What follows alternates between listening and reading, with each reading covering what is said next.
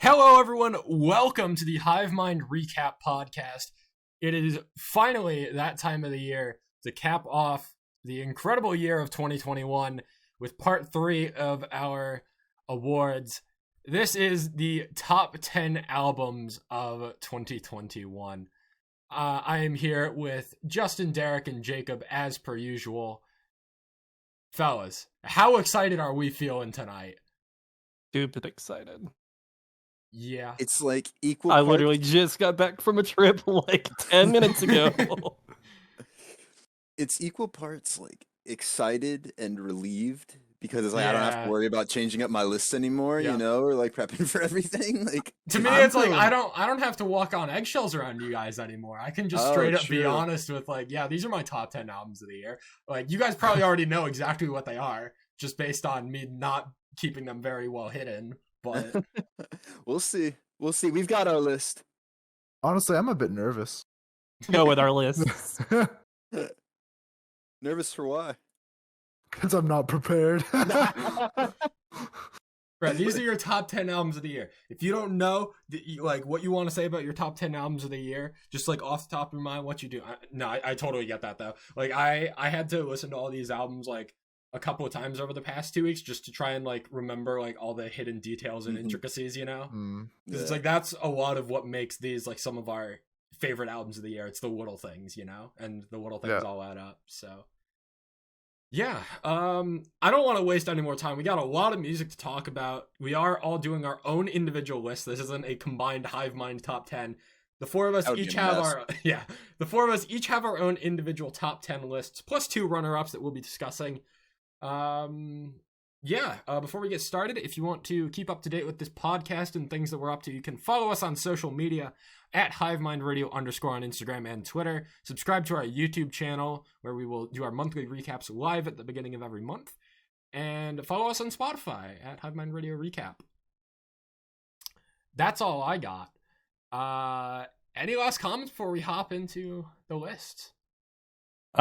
Before we go off saying any names, just a special shout out to all the artists that made our top 10 because you've essentially built our year when 2021 was just 2020. But again, that's totally true, totally fair. Alrighty then, I will get started then with my picks for my top 10 list, starting with my 2 runner-ups at number 12 and number 11 respectively is Anna's Okay's Aurora and The City Is Ours with Coma. I feel like they are both very fitting runner-up picks, with Anna's Okay probably deserving to be on my top 10 of 2020, but being delayed to January and missing it, which I foretold exactly a year ago. And The City Is Ours also feels like a very well-deserved honorable mention runner-up to my top 10 list. So we're already down on our list. Damn. Okay, here's the redemption arc. I don't want to get into too many more details about my runner-ups. They're both really good albums, just barely did not make the cut for my top 10. So then, with my number 10 pick, my number 10 album of the year goes to Concrete Castle's Wish I Missed You.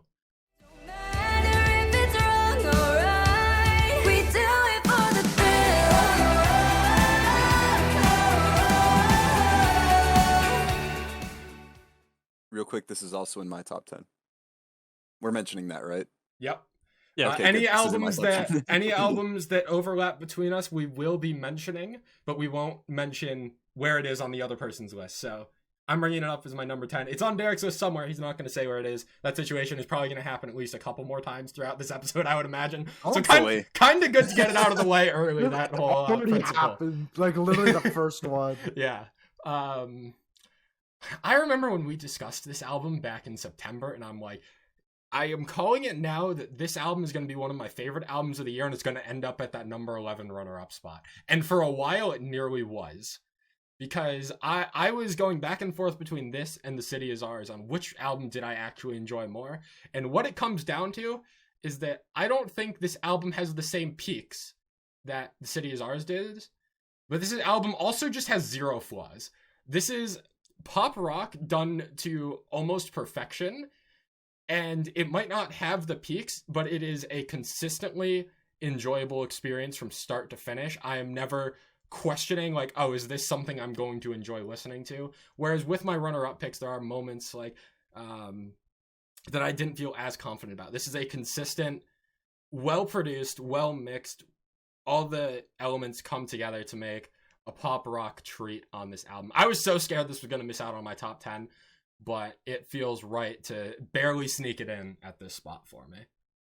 Are you reading off my notes? Like, what? Did you hack into my PC? Like, what's going on here, man? I don't know. No, literally, the two sentences I had written down for this album was, it lacks the peaks of my other top 10, but it also has zero flaws, and it's just an all-around vibe for any mood. That's literally all I had written down about this album, because that's basically all I have to say. Damn. That is a respectable choice. I like that pick. Before we move on to Justin's, I do want to make note of a couple notable songs on this album. My top 3 favorites being Porcelain, Thrill, and Wish I Missed You. But my favorite lyrical moment actually comes from the first single, Just a Friend. The chorus of that song is still one of the catchiest things I have heard all year. You said she's just a friend, don't let it get into your head, I'll always love you and never replace you. The vocal delivery on that as well is just fantastic. Yeah, Concrete Castles, pop rock done to perfection. My number 10 pick. All right, we'll get to mine. Wait, I want to say something. Go for it. I like the title track of that album. It is very good. And that's it. Yeah, that's I guess Justin. while we're on that topic, yes. I think it's interesting that the only feature on this album is the title track, which is also the opener. It's always weird to me to have a feature on the first and only track, because it almost feels like you're setting up the vibe of the album to be something it isn't. But the Anthony Green feature is so good. It's a damn good song. Yeah, it's a damn good song, so it doesn't really matter. That's all I have to say on that, then. Justin, it's your turn. All right, so my number 12 is Dream Shade, a Pale Blue Dot. It's a band we hadn't talked about on the podcast, but I found them while just kind of doing my thing and looking up post-hardcore shit. Number 11 is Landless Mirrors. They just barely missed my top 10, unfortunately. Loved pretty much every track, but it didn't have the staying power for me, unfortunately. I'm in a similar boat. Landless was in consideration for my list, but also just barely missed it a couple spots above my number 12. Sucks though. But if they have a sophomore album, I'm really excited where they go from there. Absolutely agreed. My number 10 is Bill Murray, 400-pound back squat.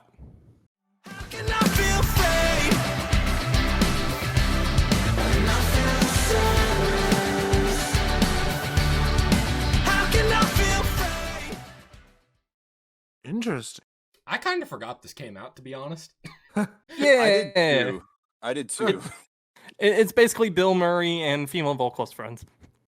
Yeah, that's a fair assessment.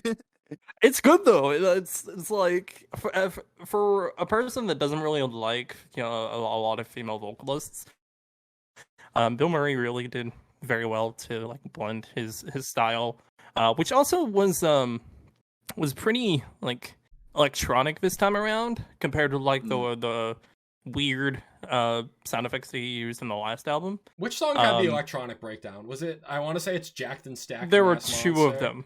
There were two of them. But... there was one in the one that Jonathan Young featured in, and then Jacked and Stacked. Also. Okay, yeah, Jacked and Stacked is the one I remember. Yeah. There were a lot of really good breakdowns in this. I think my favorite is a Cowboys Heavy Load. Yeah, but agreed.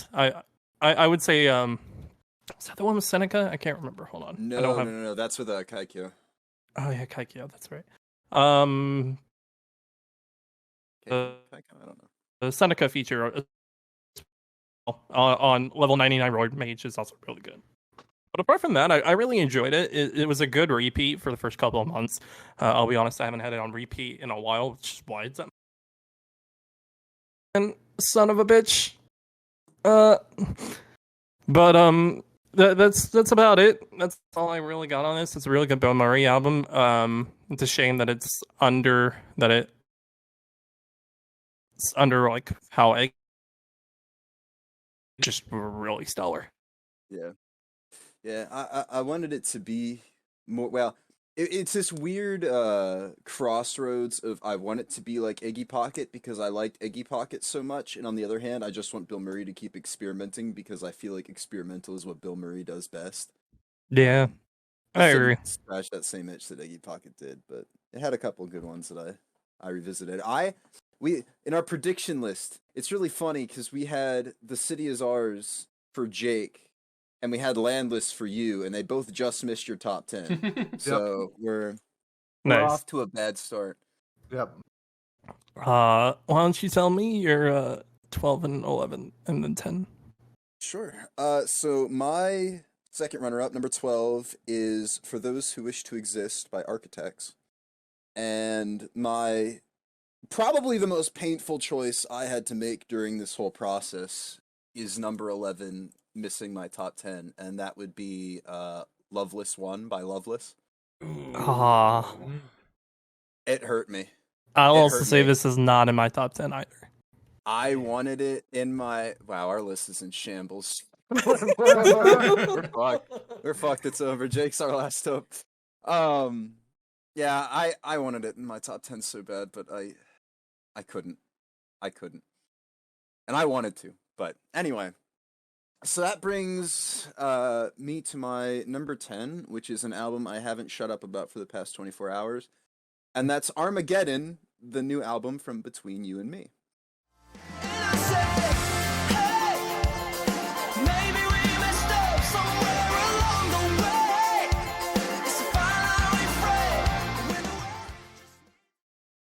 That sure came up fast, huh?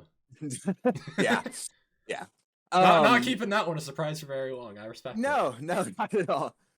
Basically, I've been trying to convince these guys to listen to it before the episode, heavily hinting at it, and part of that reason was because it was kind of at the bottom of my list. This came out kind of out of nowhere. I think it came out of the last week of November, or the second last week in November. I don't know, but this is an artist who I've known about since their 2018 album dropped, and I enjoyed Dakota and Friends from '96 with the songs like when it came out, but I stopped listening to them in 2019 and like completely forgot about the band till this dropped. I went onto their Spotify page afterwards and I was like, oh yeah, this is that band. I haven't listened to them in 2.5 years.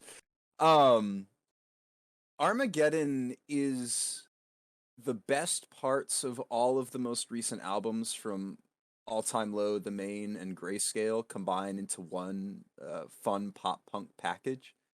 As the reason why this made my top 10 is because as a result of reasons that I'll disclose later on in our top albums discussion, I had been in a really dark place for the months prior to hearing this album for the first time. I hadn't smiled or laughed or anything positive like that listening to music in ages, and nothing I'd heard bar a few special moments that I'll bring up later had really been able to evoke like a strong emotional response in me that music usually does. Which changed with this album when I heard it at the start of December. I was on my way to work. The energy in the opener was just infectious. And it carried over to track 2 and 3, Deadbeat and Butterflies, and then culminated in Change, which opened up with the main style riff that broke that spell and instantly brought a smile to my face. It's just happy instrumentation, I guess would be the way to put it. And being able to have that emotional response to music really elevated this album for me, I guess, like the way that I perceived it, but it's also just because the album's really good. Every song has earworm after earworm, regardless of whether it's vocally or instrumentally or whatever. It's quintessential pop punk vibes with quintessential pop punk quirkiness. Say that 5 times fast. Along with the way that Change made me smile, this album also got a laugh out of me with the audio clip in Goldfish that said "suck my fucking dick" before the last chorus. That was one of the songs you told me to listen to, and somehow I missed that. What the fuck? I think it's them talking to their label about like, you want us to take a a cut or whatever. They're talking to like somebody toxic in their lives, where like, you want me to change for you? Suck my fucking dick, and then it goes into the last chorus. It's fantastic. I love it. I'd say other highlights for me on here are the chorus to Better Days, which feels very like wistful and nostalgic. The energy in the opener, Pleased to Meet You, especially with the drums, and the feature from Yours Truly on Go to Hell. I like that too. Yeah. Feature. Yours Truly, a band that I wish could have stayed on Sad Summer Fest so I could see them this year. But this entire album has the vibes of like all the bands at Sad Summer Fest wrapped into one, and it made me really happy. And I guess hearing this album made me feel positive emotions that I'd struggled to maintain or even grasp at for months, let alone while listening to music, and accompanied by the fact that I enjoyed the material as a whole as much as I did. I felt that it had to make my top 10. Like, I didn't really have a choice in the matter just because of how much it meant to me, even if there was something like a Loveless or an Architects that I spent more time with throughout the year, that this overall meant more to me, even if I maybe didn't enjoy it quite as much as those other two albums. So it really earned its place for me. Yeah, from the couple of songs that you had me listen to, I'm definitely giving this album a listen early 2022. I really enjoyed Butterflies in particular, out of the ones that you suggested me to listen to. And that alone has me convinced to give the rest of the album a spin and hope to find at least one or two other gems.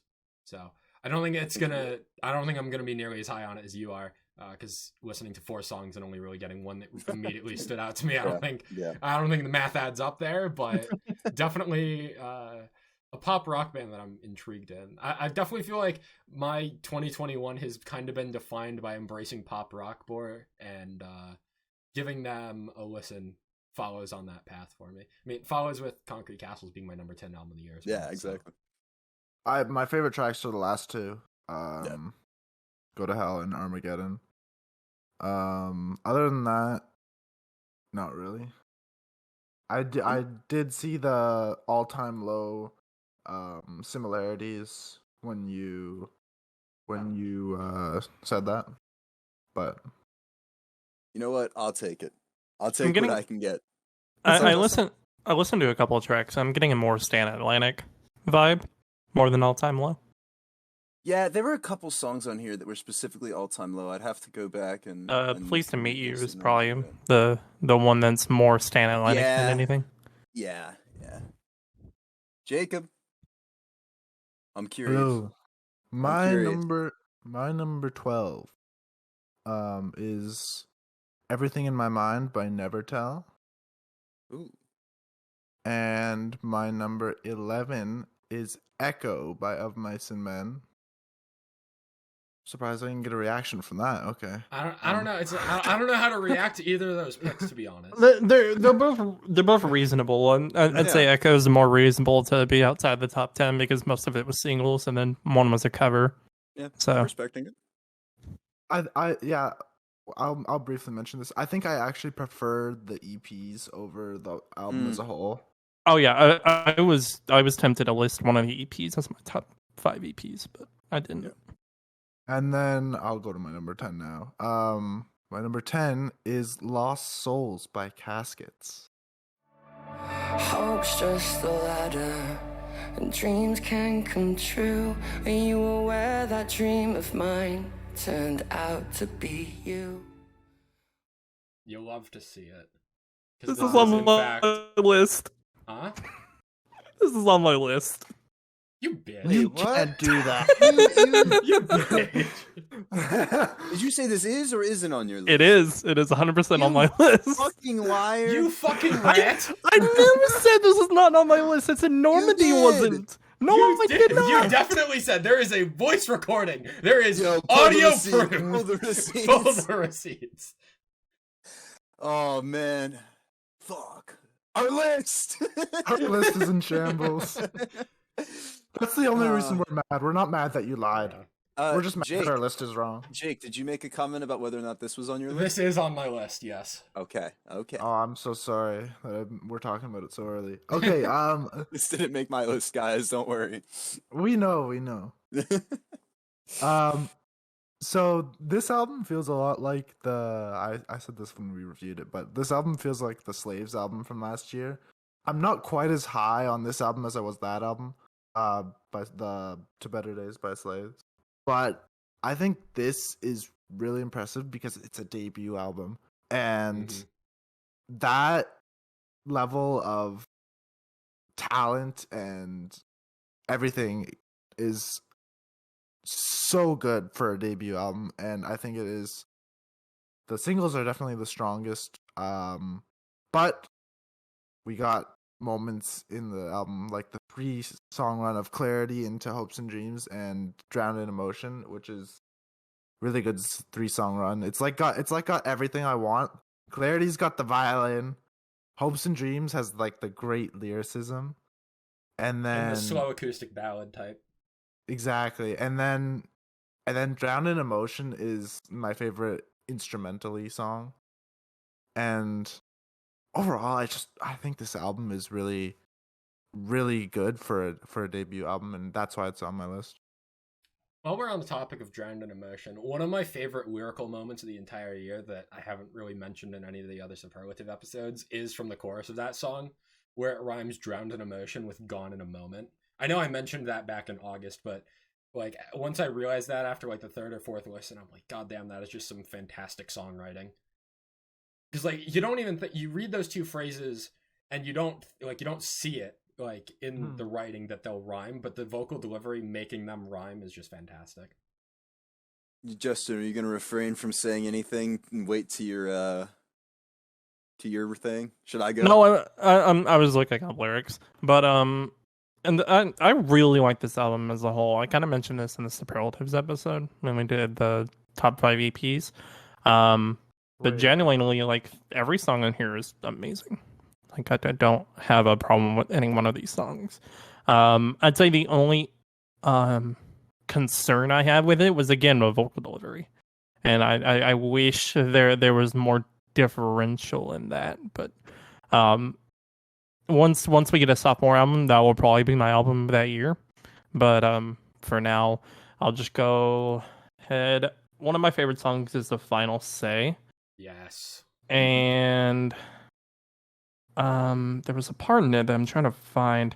Okay, yeah, here we go. There's a part of you and me, but you're not the man I want to be, and I guess you'll never see just what I turned out to be. I'll rebuild our family. In the future, you can't steal. I'll leave flowers on your grave, but won't stay to watch them fade. The entire band just has a lot of good lyrical designs, and the inspirations behind it all is crazy. One of the most memorable moments of the entire year for me was the first listen of that album and the buildup of that first verse into Matt just belting out "Can You Hear Me" before the first chorus. It sent chills down my spine in record pace. I love that is one of the most memorable moments of the entire year for me. I love the slow start to whole. I'm sorry. Go ahead. Well, I was just going to say, for me, that was when we listened to this, and I was like, yo, we getting a solo in this closer? And then that solo hit and Nothing to Hide. I just kind of like ascended. Yeah. Yeah. I mean, you guys will both have more to say on this eventually when we get to that point. Yeah, I'm going to save more of my thoughts for later on. Yeah. Same. For me, Glass Heart, Lose Myself, The Final Say, and Nothing to Hide are the ones that really stuck with me. I really enjoyed this album, and I went back and listened to it a couple more times, and I was making my like top 40 list just to make sure that it like deserved where it was, which I believe was like number 37. I think it made it for me, and it's a really enjoyable listen. It was just with Justin, like I wish there was a little bit more variation in the delivery. It's post-hardcore done perfectly. It's just a little too post-hardcore-y all the time for me, to the point where I couldn't get into it as much as I wanted to, but I think the vocals from this band are fantastic, and yeah, just a lot of talent here. I'm hopeful that like future releases might click with me a little more as the band continues to mature, because again, this is really impressive for a debut album. Maybe 2023, I guess. Hopefully, fingers crossed. Hopefully, Caskets AOTY. We'll see. Jake, I think that brings us to your number 9. It does bring it to my number 9. And I think if there is any of the 10 albums on my list that you guys would have missed predicting, it would be my number 9 pick. Which goes to Everything in My Mind by Nevertell. I just give it all up for a life like this. I just stayed up all night for a life like this. I just stayed up all night for a life like this. We did miss that one. Did we miss it? We missed that one. No. We did. I'm looking at the list. We missed that one. We're like 1 and 4 right now, man. Like we fucked up. No, I had a feeling this one might throw you guys off because I remember saying when we discussed the album earlier in the year that I didn't expect this to make my top 10. Yeah. I did not expect like it. Top 15 or something like that. Yeah. Maybe a runner-up, but I didn't expect the top 10. I respect it. But, but when it comes down to it, this album has No My Loneliness on it. My number 3 favorite song of the year. That is a significant boost in general.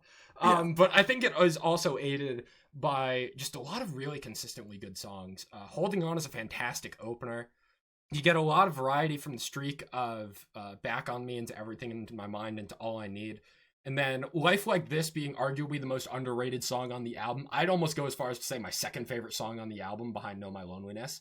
It is an incredible vibe. It is rap rock, like a buildup of rap into a rock beat. Just beautifully, it's like kind of an interlude, but kind of not. Just a really creative song. I really enjoyed Life Like This. But as I've mentioned like many a times now, the biggest thing holding this album back for me is Dark Cloud, the closer. I would go as far as to say it is the weakest closing track in my entire top 10. And really having a weak closer holds this album back from being a lot higher in this list.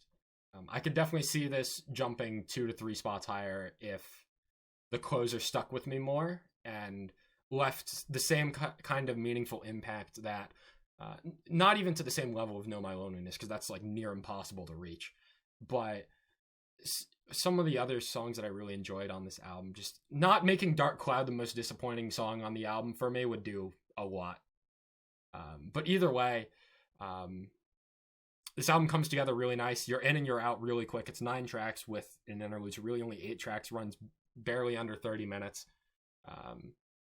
Yeah, that's about all I have to say. I think interviewing Nevertell is why it was in my top 12. I think like getting to hear the whole songwriting experience and everything, it was really eye-opening and made me appreciate this album more. Yeah, so shout out to Nevertell, because Back on Me is one of my top 10 songs. So yeah, between the 4 of us, 3 of us had a Nevertell song in our top 10 songs of the year. So I think that's sorry, guys. 3 of you guys also had Caskets in your top 10. We'll see how that ended up for me. I don't know. I got to be the odd one out. It's fine. But Caskets and Nevertell both made my top 40 albums, so I think that's my version of it. If we're talking about scale, when you listen to what 230 albums this year compared to the close to 75 that I've hit, and probably like the 20 that Justin listened to this year. Yeah, no, I think that's really all I have to say about it. I don't know if the interview necessarily made as big of an impact on my appreciation of this album. I think the more that I came to realize that Know My Loneliness was one of the best songs I heard the entire year, the more that really just made me appreciate the entire album. Yeah. It's the spark that lit the fuse to making everything else light up. The spark for me was getting that album early and listening to it like endlessly once we got it. That was really neat too. I think experiencing New Friend for me for the first time, like before when we got that album. That was my favorite when we did the interview. Then I changed to Back on Me. That's still my favorite. Honestly, if I can make like a top 20 or 30 songs, God, ordering all the songs I heard this year would be fucking awful. That would probably make its way up there. I really enjoyed it. The album as a whole, to be quite honest. I got nothing else. I'm ready to pass the torch to Justin for your number 9 pick. All right, my number 9. Holding Absence, the greatest mistake of my life. This is also my number 9. Here's my celebration song. I know that he is from now.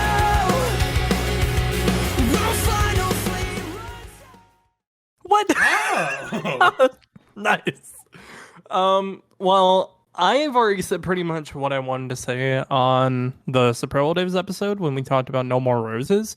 A lot of this album you have to be in the right headspace, but you can cherry pick quite a few songs and still have them without the album and still have them be great songs.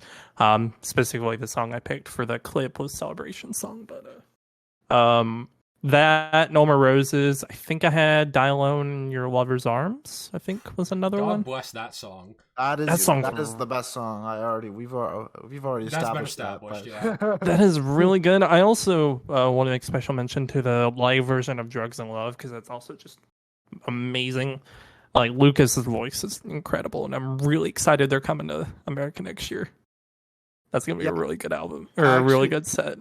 I actually want to mention that tour announcement made me go back to this album, and that is why it is on my list, because I re-listened to this and I loved it like 10 times more than I did when it came out. And I think similarly to my number one EP of the year, I'm not going to say what it is, you got to go watch or listen. As a collective, this album flows so well together, and it is an experience all at once rather than like singles in a playlist. I think there are songs like Die Alone, which I had on repeat all year.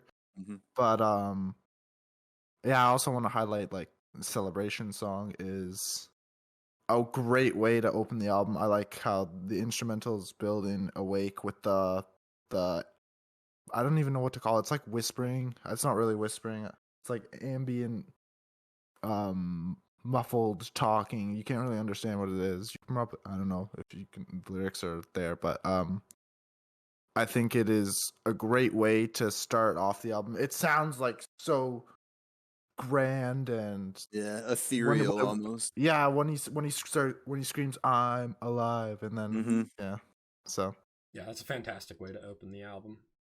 I think if there is any album to come out this year that you can label as an experience, Holding Absence probably has that throne, and the only other album I can even think of contesting it would be Starset.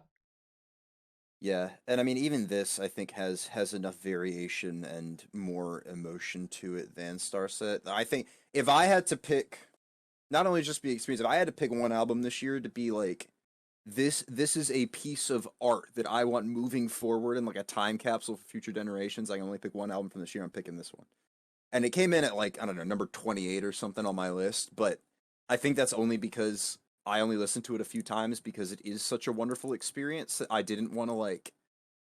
You wanted to preserve it. The experience, right. I wanted to preserve how I felt about it. I spent a lot of time this year, especially with Afterlife, but Drugs and Love, Die Alone, and Morning Song were just constantly on repeat in my playlist. Yeah, I just... fantastic album. Finding out that the closer is a snippet from like... is either I think it's his grandfather's music from the 30s they found on a vinyl. That's cool. I didn't know that. I think I may be fucking up the story a little bit, but from what I remember, it's that he told maybe somebody related to him about the album, and they went and found like a vinyl record of music that his grandfather had recorded, and they recorded that and used that as the title track and as the close, or they used it for the title and as well as the closer. So that like staticky vinyl playing is like his grandfather singing or whatever. It's really cool. Yeah. Like I said, this album's art. Yeah, for sure. But Jacob, but since it's your number 9, if you have anything more to say, I want to give you the floor to do that. And then I said everything I wanted to. Okay. Yeah. It takes us to you, Derek. Yeah, exactly. I get to cap off the number 9 round. So my number 9 album of the year is Echo by Of Mice and Men.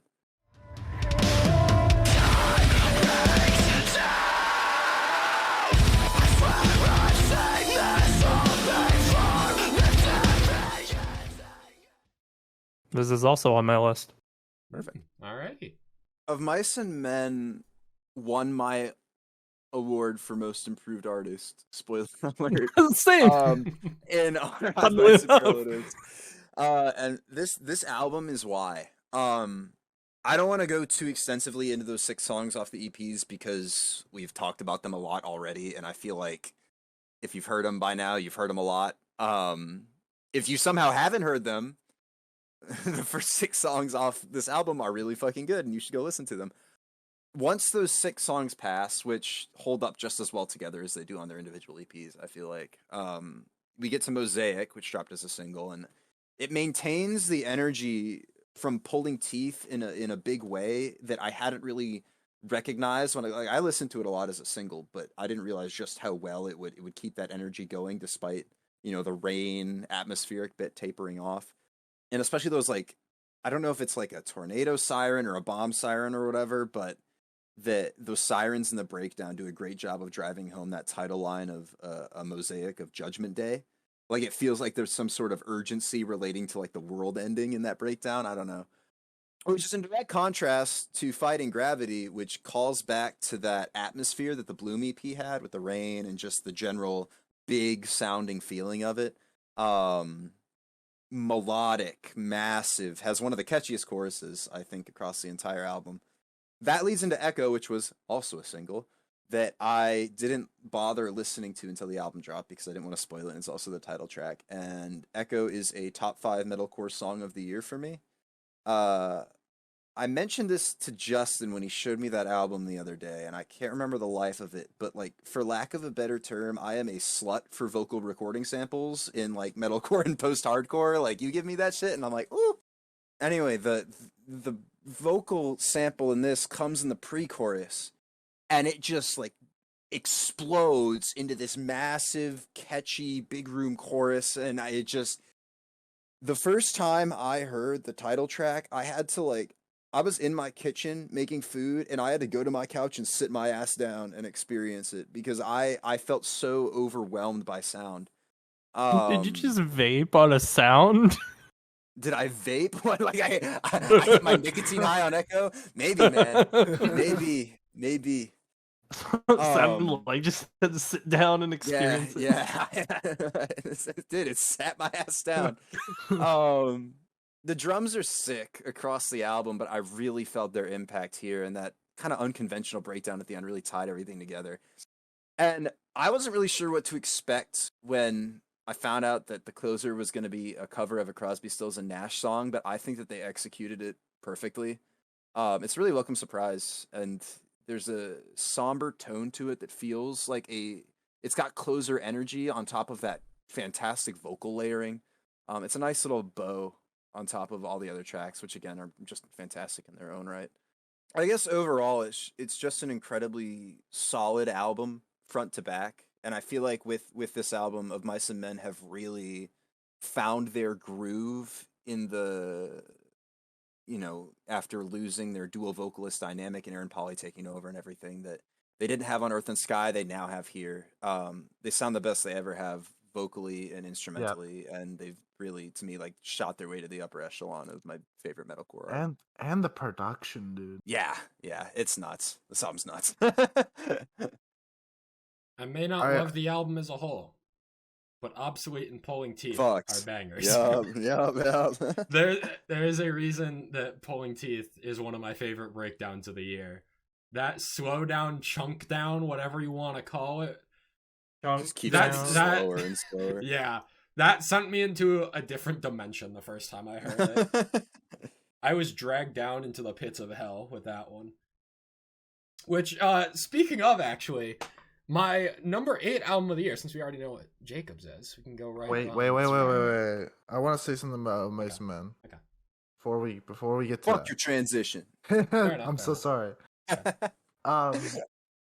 So I said this earlier, but I enjoyed the EPs more than the album, and I think that is because I can mix and match. Like I can put this EP here. I honestly think if you put the Bloom EP first, it would have been better.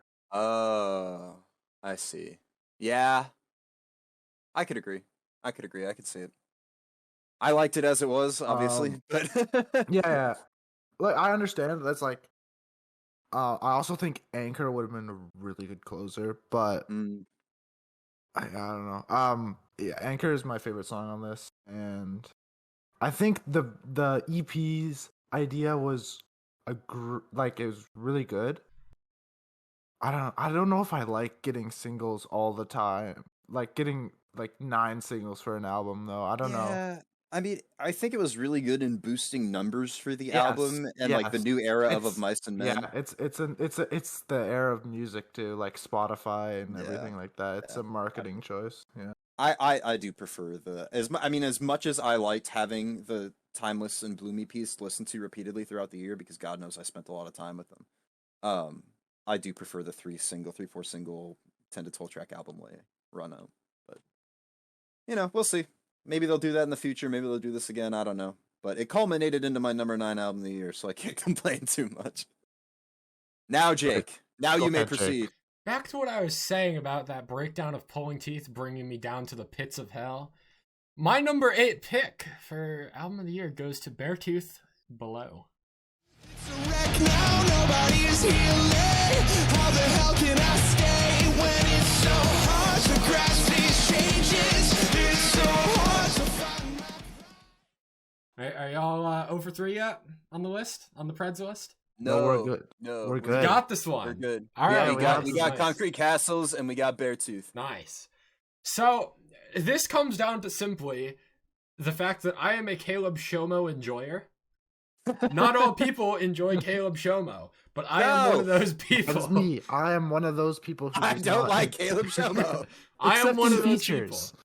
True, Caleb Shomo features bang. But yeah, Caleb Shomo, I really enjoy his vocals. Beartooth is probably one of the bands that I enjoy the most, but give the least amount of respect to enjoying the most.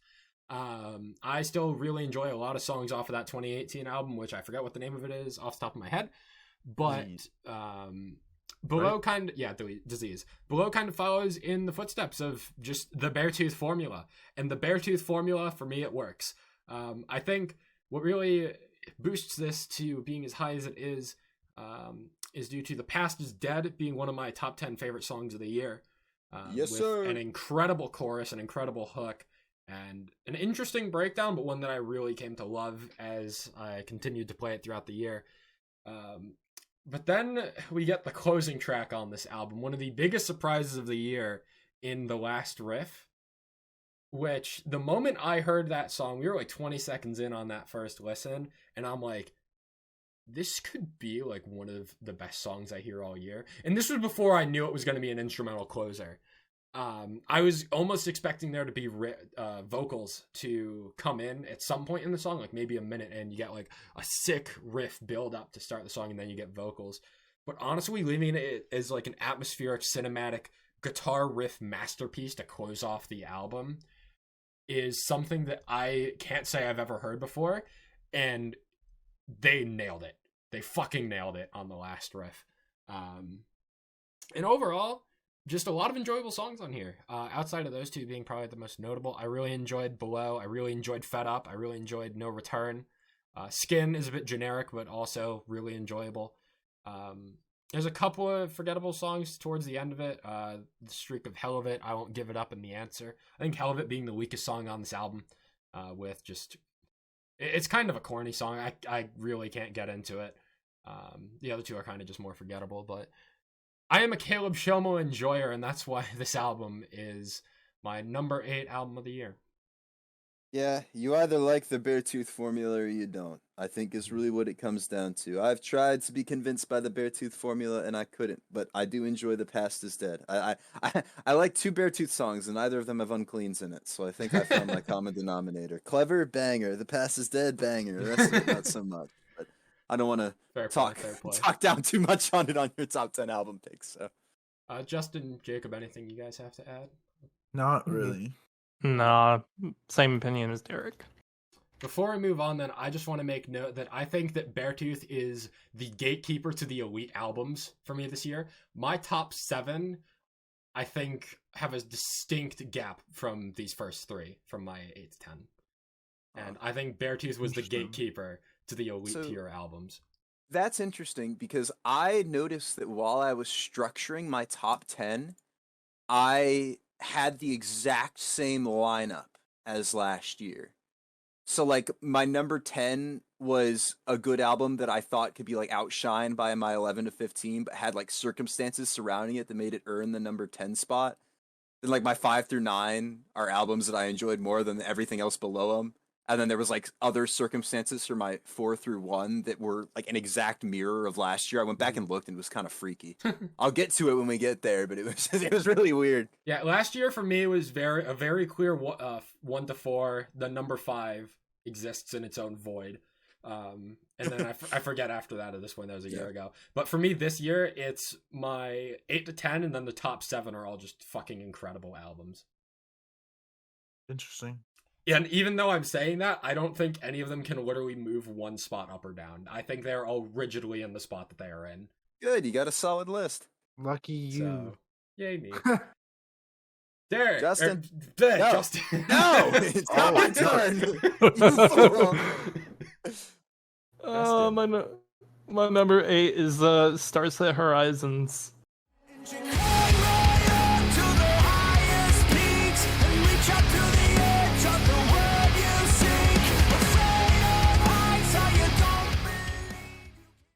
Ooh.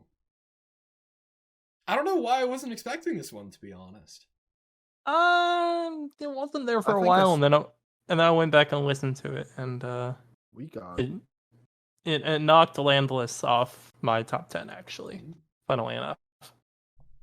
But yeah, this is a really good album. There's a lot of standouts. The problem I had with Divisions was a lot of it felt the same, so you really couldn't separate a lot of songs without having to listen to the entire album. And this is kind of the same way, but they've built it more to have some of the songs be able to stand out on their own. All the singles, of course. The Breach, Leaving This World Behind, Earthrise, Infected. Infected being for the Arknights promotion. Yes. Yeah. So a lot of other good songs though, like De-Evolution, best song on the album, no questions. I won't be taking any. Top 3. You're right. I haven't listened to the album enough to really determine a top 1, but top 3, I'll give you that. Special shout out as well to Endless Endeavor, Dreamcatcher, Tunnel Vision, Icarus. Just a lot of really good songs on this album. I was pleasantly surprised. There it is. There it is. First one of the night. There's 4 absolutes. Jake is always pleasantly surprised. I'm always gated by payments, by a paywall. I have a stroke. And Jacob's always Canadian. Yeah, But yeah, I was. If I'm making a bingo card after this episode, we just knocked off 4 things in like 10 seconds. I like the idea. It's like there's 3 guarantees in life, son: death, taxes, Jacob being Canadian. Like, Oh my god. But yeah, it's a really good album. It starts at doing Starset things, but also going back to the roots, specifically with De-Evolution and Tunnel Vision. One thing I will say that kind of lowered it on my list was that a lot of the songs kind of have that same kind of closing, like minute and a half instrumental, which could really be cut out because it really doesn't That's need my it. biggest complaint with the album. It really feels its runtime. Yeah. Well, there's only enjoying it. There's only one song that's not an intermission that's below 4 minutes.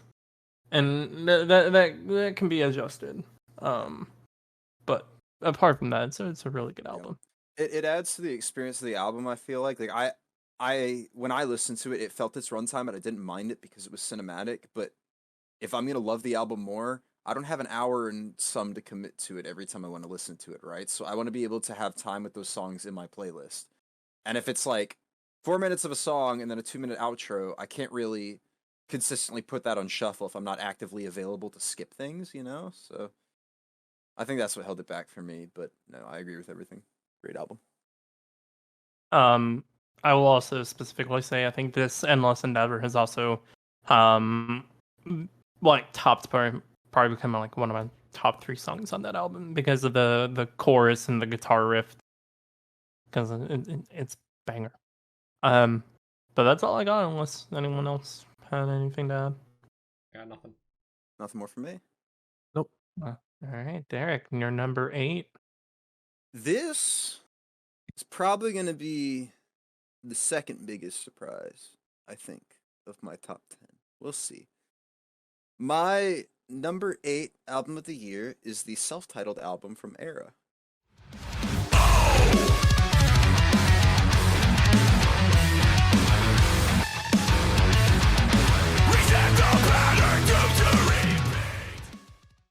Yeah, I All knew the it way was down. Well, yeah, but all the way down at I'm number surprised to 8. hear. Yeah. That's what I'm surprised The about. position, the album itself, yeah, we all knew it was We gonna Ben be here. knew it was Position. gonna be here. So, interestingly enough, this and Architects were fighting back and forth for my album of the year for like 4 months, and I would change Wow. them on a weekly basis. At which point, I just settled on Era as being the album that I enjoyed more, and now this is at number 8, and Architects is my second runner-up. So, a lot changed. And the reason is because I discovered a fault with this album, which I said I couldn't do when we covered it in the March recap. But I want to start with the positives instead, because I think that there are a lot. I think that each of the songs on here are wonderful in their own right, and I want to give particular mention to the opener and closer, because Snowblood, the opener, was my number 1 song of last year, and is still probably my favorite metalcore song of all time. And Memory Fiction, the closer, encapsulates all of the previous 11 tracks in its own way. That is my favorite song. Right Memory Fiction? here. Yeah. Good. Snowblood Good is my choice. favorite, so you hit both of us. I also want to give mention to some of the other tracks on here, because Gungrave, for me, has a top 5 breakdown of the year that is just really fucking sick guitar work. Also, probably same here. Yeah. Lunar Halo has one of my favorite choruses of the year. Scorpion Hymn has one of my overall favorite vocal performances of the year. Vanish Canvas is, for me, the best song on here that's not named Snowblood, and is probably the song that I'd show somebody if they asked me, like, what is Era as a band? You have one song to show me. I feel like it really captures everything that the band's capable of. House of Glass and Divisionary, especially House of Glass, show Era's experimental capability and are both testaments to the band's, I guess, talent in their own right. As the year went on, and we got further and further removed from March, I found myself constantly revisiting all the songs from this album. But outside of the initial drop month, I only listened to this album in full maybe like 3 or 4 times. My fault with it is that it's an incredibly high quality group of songs, but because it's so technical instrumentally, and there's a lot going on vocally, and the lyricism is like really complex in terms of digestibility, it's all a lot to take in at once. That's where I could see where you're going with it, like getting Yeah. kind of draining to listen to. Yeah, especially when like you get to the album's 12 tracks long, and 10 and 11 are Eidolon and Remnant, and they both kind of just feel like rehashed versions of Gungrave in a way. I still enjoy them, but it's like I'm getting to the last 3 songs of the album, and the first 2 of those last 3 just don't feel like they're providing anything new, you know? As an album, I felt that I was able to spend more time with my number 1 through 7 albums as cohesive albums rather than individual songs, or in like multiple song bursts. Like I would add my favorites to a queue and just let it play. So, this album is still Era at the best they've ever sounded, and I think it's a good album to have as your statement album. You know, your self-titled, especially in terms of like mix, production quality, the instrumentation's as good as ever. And it brought me from someone who was lukewarm on the band to somebody who was entirely convinced on their sound and what they had to offer. And I'm really excited to see what Era has in store for the future. I wish that the album, as fantastic as it is and as high quality as the songs are, was a little bit more digestible as a full album. I was really expecting this to be my album of the year, and it ended up at number 8. So I was one of the biggest crises I want to say that I'm making this. pretending to act surprised, but honestly, I am actually kind of surprised. Yeah, Yeah, I'm surprised Me at the too. placement. Me too. There's something else I think that ended up on the list that I don't think is expected. per se, but like in terms of overall surprises, this is the other one, the placement of it. But I surprised myself as much as you guys are surprised. So Jacob. My number 8 album goes to Wage War with Manic.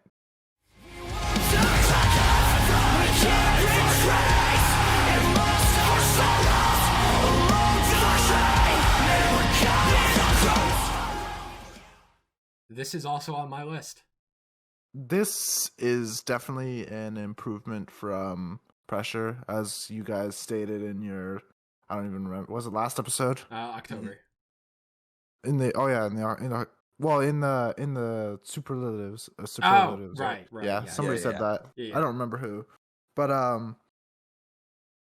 I think Wage War are trying to get out of the generic metalcore label kind of thing. They don't want to be labeled like generic anymore, and I think this is a step in the right direction. It sounds a little bit influenced by like I Prevail or something like that. Similar. Mostly they play the safe except for the title track Manic, which I think is a statement in itself, making the title track the most experimental track. I think it's a sign that we're going to see like we're going to see a sound change soon. Or they're gonna keep going in that direction. If they're going to keep sounding like Manic, friendly reminder that it was a top 10 song of the year. You can go watch last episode to figure out where it was placed. But if they're going to keep going in the sound that the title track Manic was, I am all on board. It's trapcore. It's so yeah, good. it's fantastic, It's is so what it good. is. Yeah. You can't convince me that the final chorus of that song where it's like, is it all up in my head? Is not one of the best pieces of music that I have heard all year. It sounds corny as shit on paper, but then you hear it and you're like, oh yeah, this is fantastic. It's like bleh. Yeah. Yeah, so It's Bleh reimagined. So this album has like my favorite my favorite or second favorite breakdown of the year in Relapse. And then it goes into Teeth, which was a song I was not high on at first, but it came to love it for what it is, especially the intro. Yeah. It is lyrically like fuck you. Yeah. My favorite song. It's not my favorite song, but it is up there. This is not as high.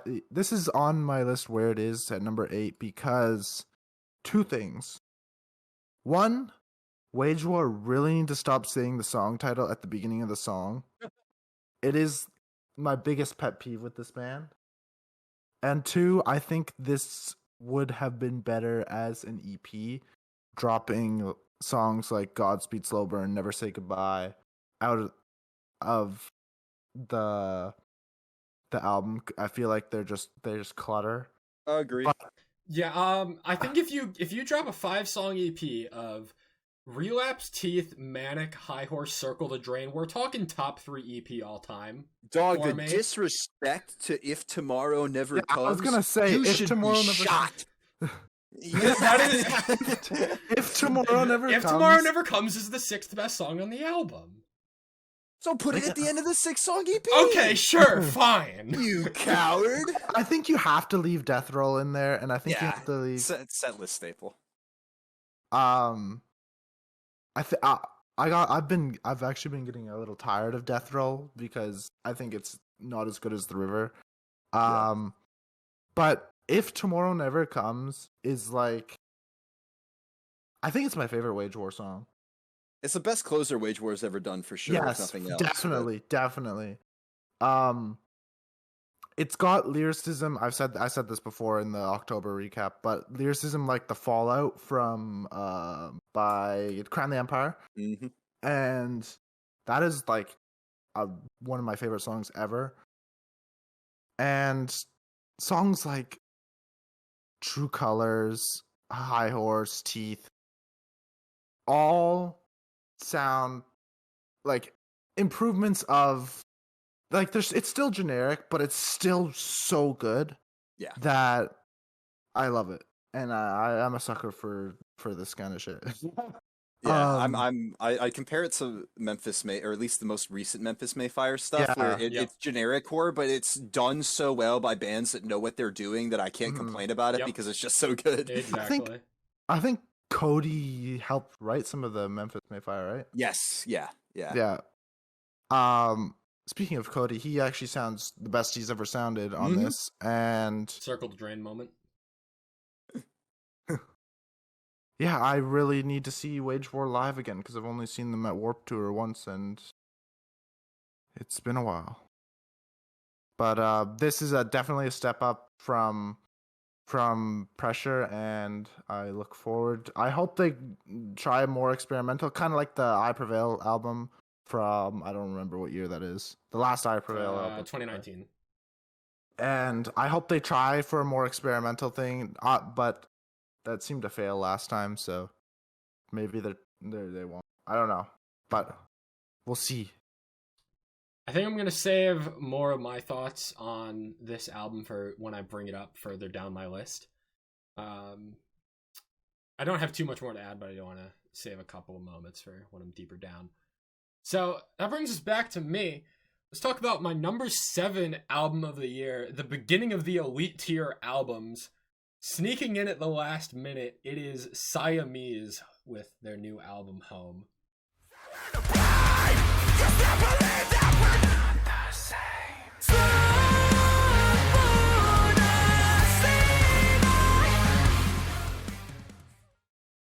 This is also on my list. Pretend Surprise. Surprise, yeah. We Um, knew it. Yeah, we knew it.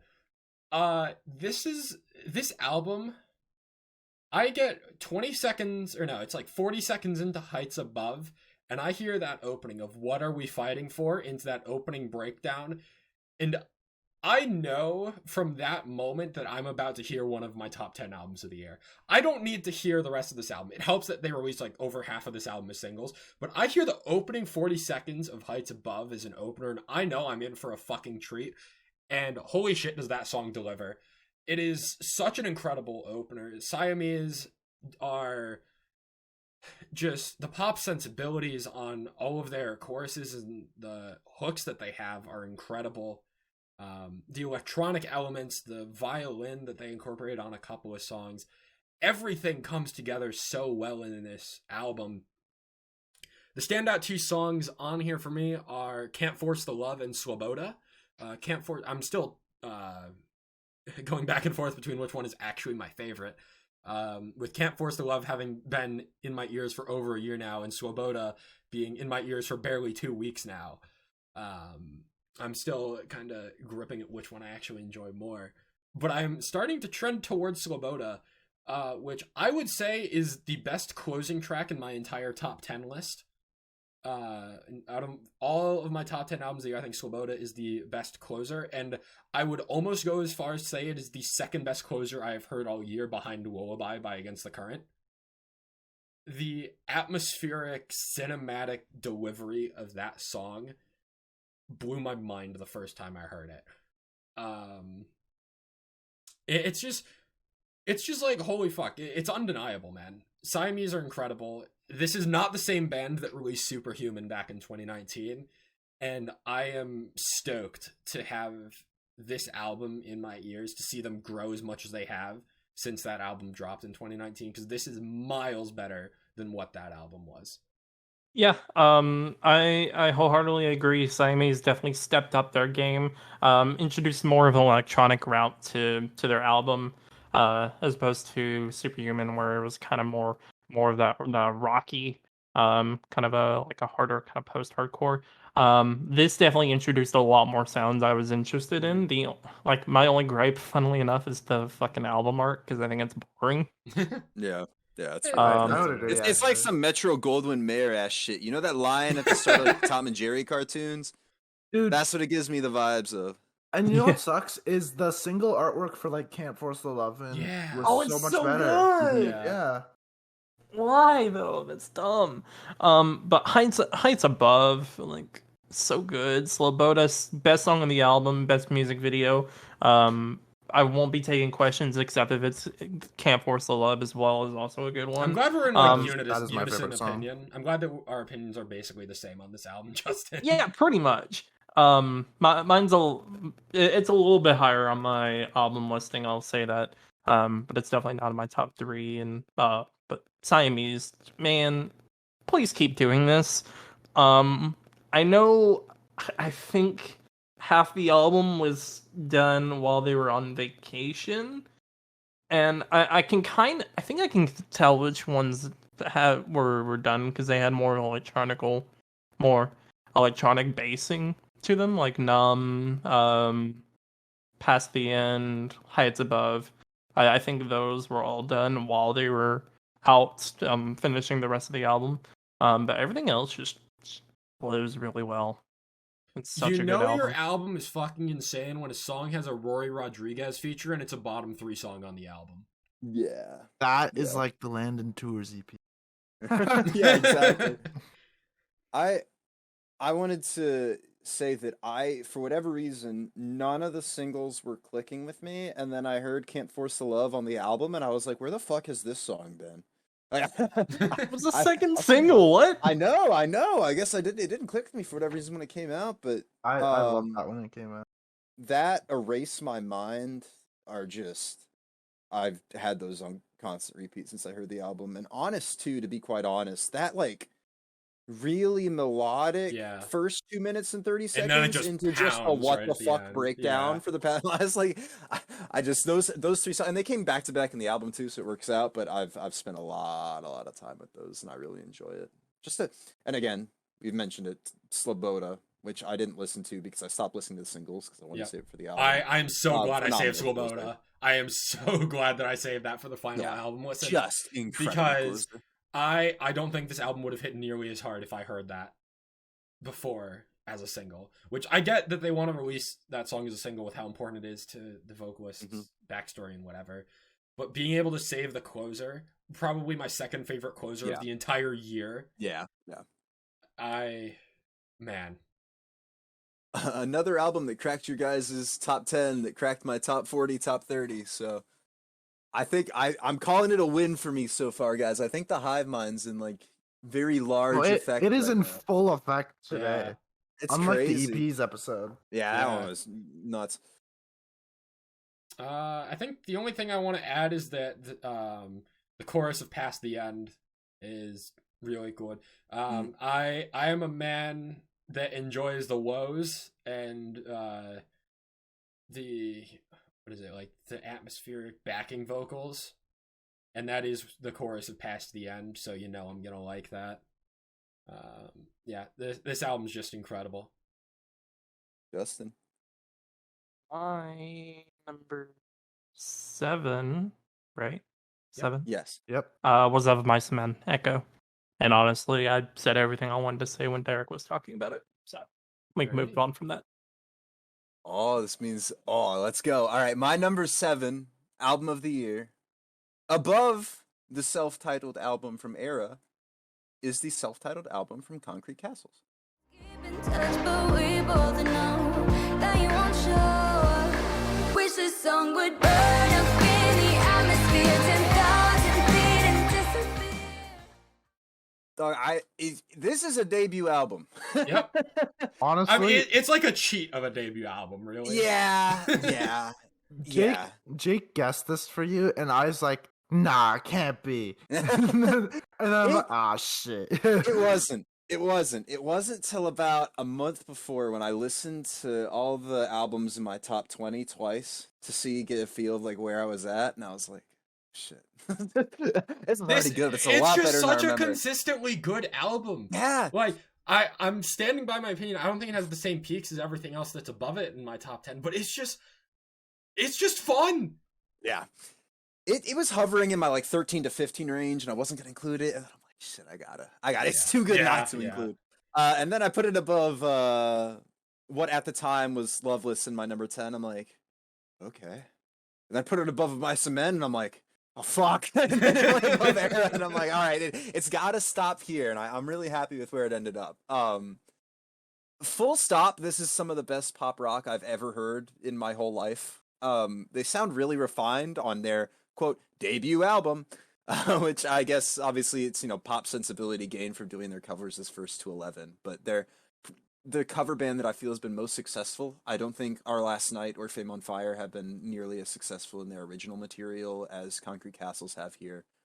Porcelain, like I mentioned, their single sing was a top 10 song of 2021 for me, but I feel like there are plenty of other songs on here that are just as good. For me, Wish I Missed You, Hidden Faces, Atmosphere, and Suburbia, and pretty much every other song on here too. Audra Miller sounds fantastic, and just the instrumentation and phenomenal. I will stand by that one. Phenomenal production choices. They really perfectly combine the like pop and rock aspects of this record. And I think that's why it's just such good pop rock, is because they have such a great understanding of both that they're able to create a perfect medley of it.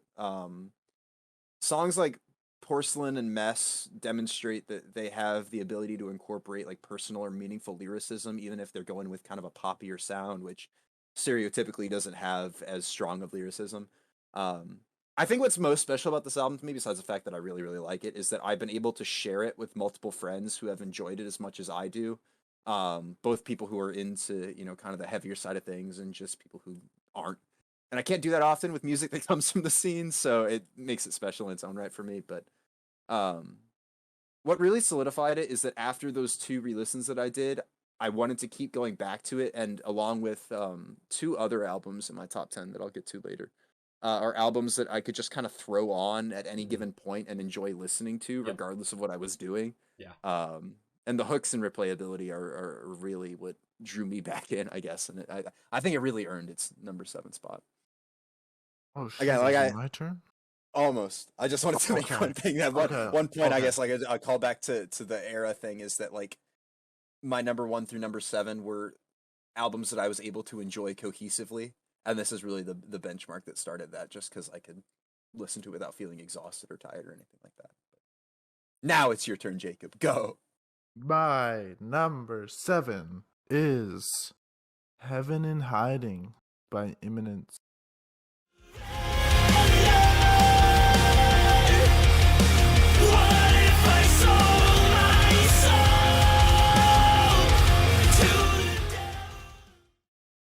It's another check mark.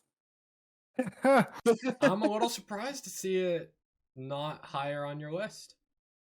Well, With how much we complained? Yeah? Fair enough.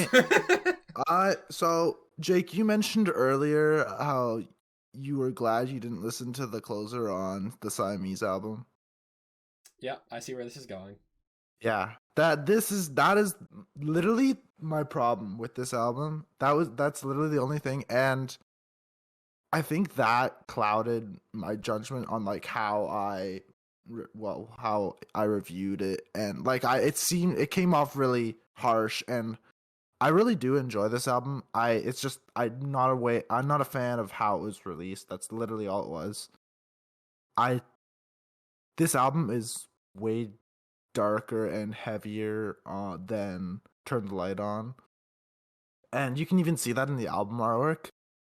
And I don't think this album is as good as Turn the Light On as a whole, but I think the points are higher. Like, it has higher points than Turn the Light On. Like, most of the singles are, I'd say the majority of the singles, or all of them actually, are better than almost all the songs on Turn the Light On. It's just that Turn the Light On flows together better, and I think that's why I like it as an album more. This I enjoy as more singles, and that's why it's higher on my list. That's why it's number 7. I'm gonna read some lyrics from Surrender, which is my favorite non-single. It's from the pre-chorus. What's the point when you feel nothing at all? I can't tell what is real inside these walls. You can tell this is like the same type of lyricism as Turn the Light On, and this is also I think it's also darker, and I don't think this album is as emotional as Turn the Light On. I'm just gonna keep comparing it. Sorry if I do that. That's how I want to interpret this album. yeah, this album isn't as emotional, and I'll think that is also why it's higher, because Turn the Light On is like an emotional journey where Heaven and Hiding is a bunch of really good songs, and I think this is more showing what the band is capable of, and I realized they put in a ton of work to this, and overall I think it's a really solid release, and we really need Imminence to come to NA. Yeah, I think it's a very solid album, and I was very harsh on it because my expectations were too high, and I mean, that makes sense given that Turn the yeah, Light it On was your number one album of 2019. it was my number one album of So- 2019. I think it's fair to have extremely high expectations coming into this. But yeah, it's a very this is like I said, it's more showing their capabilities, and I think they really did that, and I think it's just not the Turn the Light On. While we're on this topic, I want to make note that Moth to a Flame is by far my favorite of the non-singles. And you also didn't mention Ghost at all, which is my favorite Imminent song, full stop. So Ghost is good because of the unique breakdown. I'm still not into it because of the unique breakdown. I think that's just like an element of the song. It's just the entire song comes together so well for me. From the chorus to the breakdown being filthy, not because of the scream that Eddie pulls off, just being like instrumentally filthy, and his vocal delivery.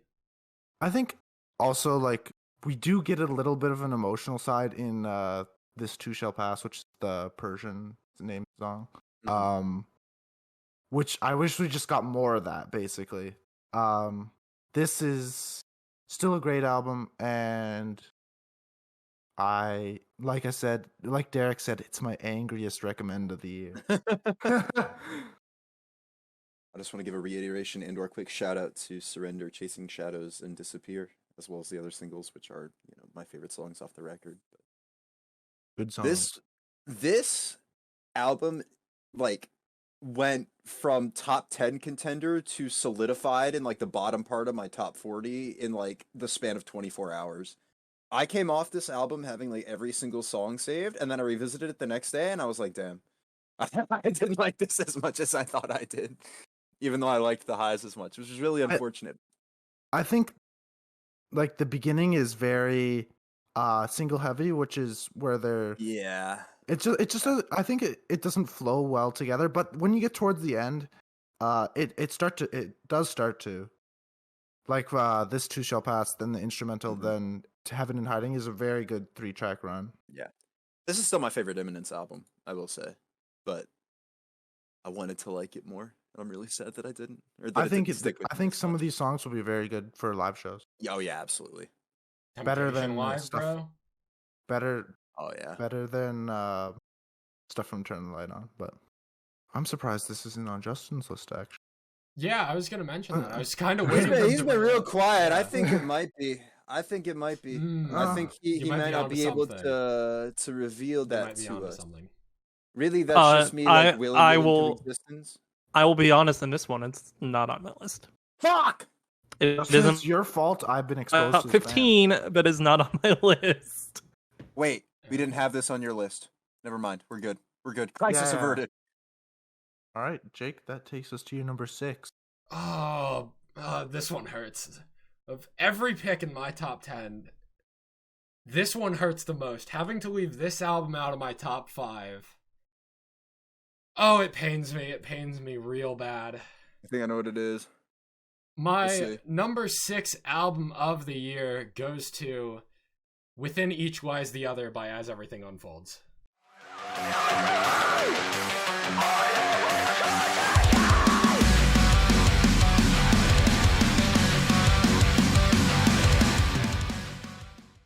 Mm-hmm. Oh, I want this to be a top 5 album of the year so fucking bad. I have listened to this album just about every other day for the past week, trying to force it above my number 5 pick. Just to get it in that top 5, because it fucking deserves it. Oh, man. This album is fucking incredible. one of the bands that very much defined the first few months of this year for me. Consistently looking forward to their releases at the beginning of every month, from like November all the way through the album releasing in March. Every single song they were releasing continually built the hype, from Hiding From Myself being the first song I discovered, Take Me There blowing me away with a crazy breakdown, Stranger in the Mirror being a melodic anthem, and then starting off the year with Wallow being my favorite song on the album, the heaviest song on the album, and one of the biggest holy shit moments of the entire year for me. That first listen, again, is one of the most memorable first listens of any song I had this year, just with how unexpectedly heavy it was. And then the album comes out in March, and I had the non-singles on repeat for a good while, but then once the summer hit, I didn't find myself coming back to this album nearly as much as I thought I was going to, and I think that's what places it here. Whereas everything else above it was consistently in rotation throughout the entire year, pretty much. Man, there is so much good that I have to say about this album. I knew this was going to be, like, I was almost certain this was a top 5 lock the moment I heard it. The fact that it isn't a top 5 lock, I think, just says how strongly I believe in everything that's above it. As I said, my top 7 albums of this year are fucking elite, and this is no exception. Debut album, by the way. Another debut album for the list. I think that On the Inside is a solid opener. Not one of my favorite tracks, but an incredible song. I think the only weak song on this album is the closer. So kind of suffering from the same symptoms of Never Tell, with Dark Cloud and Wither both being the most forgettable songs on their respective albums. I wish Wither worked better for me as a closer, because I listened to it and it has that closer energy, but I don't feel that emotional attachment that I do to a lot of other closers that I heard this year. Speaking of the closer and opening, I think one of the biggest strengths of this album is its pacing. The pacing on this album is incredible. You have moments to breathe between some songs, and then other songs you're just straight into it. I think that's best exemplified with the extremely smooth transition between Stranger in the Mirror and I'm Not the Only One.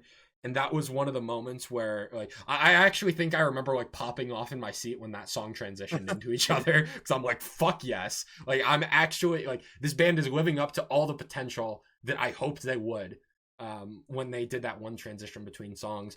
And then you get Grayscale with that huge breakdown at the end of it. You get like a 2-second fade out, and then the instrumentation immediately kicks off into Stay. But then Stay has an extremely harsh cut at the end of it, but then you get like a 40-second build-up in the next song of Let Me Go. This album just flows extremely well as an album experience, but individually, every single song has its moments too. I think that this might feel weird to say, but of my entire top 10 albums of the year, bar maybe my number 1 and number 2, this has the most moments that give me chills when I listen to it. That breakdown from Take Me There and Grayscale, the second verse of Wallow where we get like a surprise riff breakdown almost, and then the breakdown of Let Me Go, the chorus of Stay sent chills down my spines with Charlie's just extremely elegant vocal delivery. I fucking love this album, and I'm sure that's obvious, and it pains me to have to place it at only number 6. There are a couple of lyrical moments that I want to say quickly.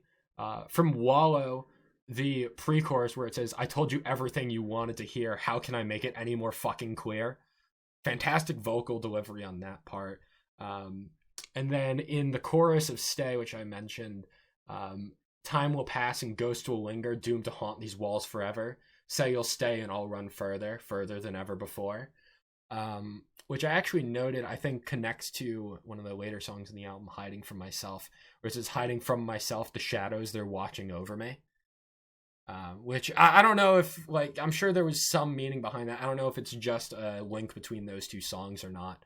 But I'm sure it evolves into like the bigger scope of this album of like trying to find your identity and who you really are. I've got nothing else to say here, I think. I can't add too much more because I didn't spend a lot of time with this album, and I wish I wanted to. This is another one of those bands that I think is on the cusp for me. Yeah, I agree. For me as well. Good to hear. All right, Justin. All right, it's time for the album that made me want to burn my list. Oh. So is it's a it- new band I found. Yep, Derek, Ah. that one. A Ugandan band. It Yes, is sir. a band called Inner Space with their album Echoes. We hear them, we're endowed with a sense of place, true story of the world we live in.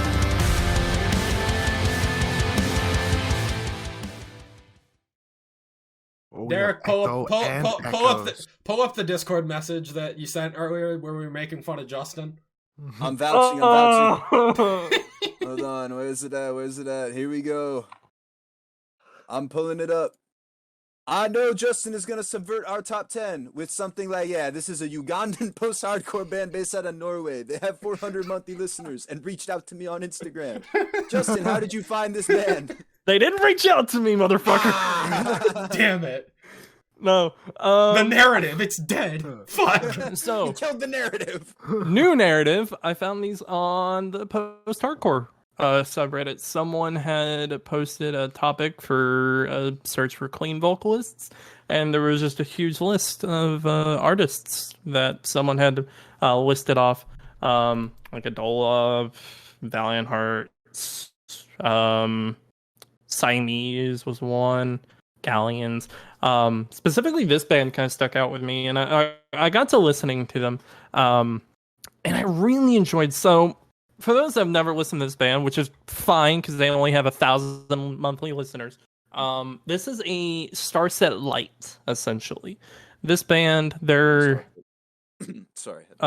this is their junior album. This is their third album they released, and it is very much more focused on the instrumentals, like to a really good degree. It's got a very airy, almost like spacey atmosphere. This is the audio samples thing that Derek was referencing earlier with the Echo. Bakota. Bakota has some really good ones. I fucking love Dusky Seaside Sparrow, which is basically it has no vocals. It's just like this it's like this like audio sample that's played on like a tape recorder, and then it just slowly builds up, and then halfway through the song it just like explodes in like a guitar riff that sounds like very airy and wonderful. It's like the instrumentals of Alaska from Valiant Hearts, and I adored it. But if you want something with vocals, the transition from I think it's I don't know how to pronounce, but the first track on the album to the second track, or whatever, yeah. Oh to Earthlings is Yes. phenomenal. That is wonderful. It's so good. Eastern Sky, I almost called it Eastern Sky. Not like the Eastern- My Cement album. Yes. Eastern Sky is wonderful. It is a beautiful song. I think it's my favorite from the vocal standpoint. But it's such a really good album, and I'm very impressed with it. I need to go back and listen to this entire band's discography. They actually, a couple months back, put out a Taking Back Sunday cover of What's It Feel Like to Be a Ghost, which that was cool. But apart from that, it's a really good album if you like that kind of airy, almost like atmospheric tone.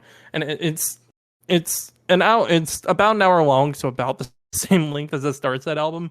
But it's mostly instrumental. So if you just want to have something just pop in and play, yeah, go for it. This album's phenomenal. I'm vouching for it. It starts that atmosphere done correctly. This would have made my top 40 or even top 30 if my list hadn't been solidified. I also wanted to give a shout out to Trees of Green, the closer, which is a play on Louis Armstrong's "What a Wonderful World." Kind of a new age vocal adaptation of it. It's just, yeah, this album's really, really good. I cannot vouch for this because I have not listened to it at all. Shout out to Bakota. Either. Well, yeah, because it happened like 2 days ago. Justin was like, "Hey, I was bored. I'm like, I'll listen to this, and I'm like, oh, okay. And yeah, again, like Justin mentioned, the transition from that intro track, the 1 through 4 track run is just, fantastic. Speaking of albums that we didn't talk about on the podcast, Here we go. my number 6 album of the year is Swamp 2 by Sewer Person. Don't face the door. Focus on say you are. We've all been there before. Oh. Yeah, which is the first of 3 albums that are in my top 10 that I haven't really discussed with you guys at all. Mostly because I didn't think they were up your alley, and they probably aren't. I mentioned it in one of the other awards episodes, but my year, rock and metal podcast host, by the way, was defined mainly by 2 genres, which were emo rap and indie pop. This is an emo rap album. Sewer Person is the new moniker of an artist named Ninetales, who formed my personal and I guess like arguably objective quote unquote big 3 of emo rap from the 2017 to 2018 era, which was Ninetales, Gucci High Waters, and Garden. Garden being of fame from my Spotify Wrapped and Against the Current. Sewer Person's music as Ninetales got me through a lot of shit in high school, and his song "Warm" is a top 5 song of all time for me. As Sewer Person, he was Ninetales up until I believe it was late 2018, early 2019. Went on a hiatus, came back in 2020, switched up his style, renamed himself to Sewer Person. Since the start of 2020, he has dropped 14 albums. Jesus Christ. Wow. Yeah, usually one every 2 or 3 months.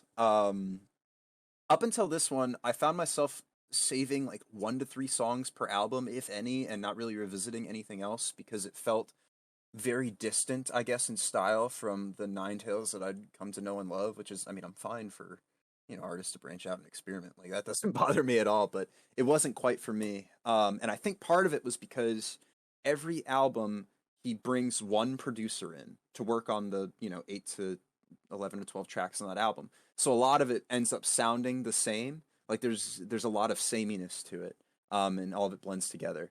Whereas with Swamp 2, the follow-up to Swamp, he used 5 different producers across 10 tracks, which gave me that variation in sound that I was looking for while still keeping the album cohesive.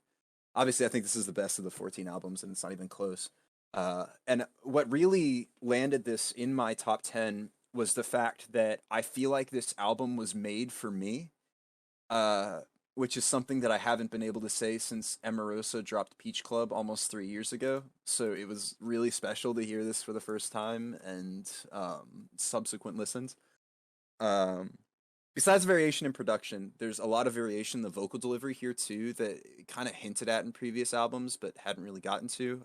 Like he included harsh screaming vocals in Werewolf in Paris, or reached like deep into his falsetto in Berserker, which I think is like track 8. There's a moment on there about halfway through the song where he switches up into falsetto and it sounds super light and airy, and I like ascended to a different plane while listening to it. It was phenomenal. And then there's the lyricism too. Assuming that I have interpreted the songs correctly, which is always the great question of listening to new music. He brings things like religion and human nature to the forefront with Saints and Sinners. Talks about his struggle with depression and substance abuse in Berserker in September Part 2, and narrates a toxic relationship in The Harvest. What really capped this off and solidified it as an album made for me, besides the fact that I'd finally loved a Sewer Person album in full, was the closer, which is Considered a Lesson. It clocks in at under 2 minutes, but I think that this is one of those songs that I will never forget hearing for the first time. I mentioned earlier that song Warm that he'd done under Ninetales as like one that it single-handedly got me through a lot of my depressive episodes in high school. And in this closer, he actually uses that song as a sample for the intro and brings the chorus from that song over to this one. Damn, that's cool. Yeah, and which I didn't expect because Warm's not on Spotify. The only place I could find it was on YouTube, so I have to go to YouTube to listen to it. I thought it had just been kind of forgotten and left to die. But I was listening to this in my car, And about 15 seconds in, I heard "It's 30 below. I see the blue on my toes," which are a part of the lyrics from the first verse in Warm, and I audibly screamed. Like I felt like a fangirl in that moment, right? And like by the time the chorus for the song hit, which again is the same as Warm, I was singing along and like bawling in my car. Um, like I mentioned when we talked about Armageddon, music had like really recently failed to evoke emotion in me as a result of external circumstances, which made that moment, as powerful it was for me, even more so.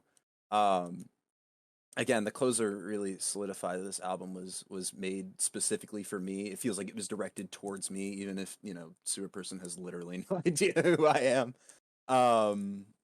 It came out in November and I spent a lot of time with it, but with that said, it was still a last 2 months of the year album, and I couldn't justify it any higher on my list when I spent so much time with my top five, But if you revisited my list in a year, I could easily see this in the top three or even like as my album of the year. Like I really think it has that potential. To use my allotted buzz term, it was a pleasant surprise. I was pleasantly surprised in the best possible way. To get this, I spent a lot of time listening to this leading up to the awards episode, to the point where, kind of like with Between You and Me, I was like, all right, well, I'll put it in at my number 10 because, it had that special moment, but I couldn't see it any higher. And then the more I listened to it, the more I was just like, damn, this is really something special to me. I need to find somewhere in my top 5 to get that phrase in, huh?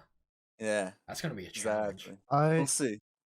I would summarize that Movements album from last year as made for me as well. I think that's a really good way to put it. I just wanted to say that. Yeah, that's another one that I think for me comes close, but there's this Peach Club by Emarosa and Haven't Been Myself by Too Close to Touch are probably the three that I would consider as like quote unquote made for me. I'm so stoked with this. I think that brings us to our top 5, guys. Well, Excuse me? Oh shit! You talked about Movements, and in my head I was like, dude, yeah, he likes Movements because Movements was your number 5 of last year, wasn't it? You're gonna regret saying that because my number 6 is Spirit Box, Eternal Blue.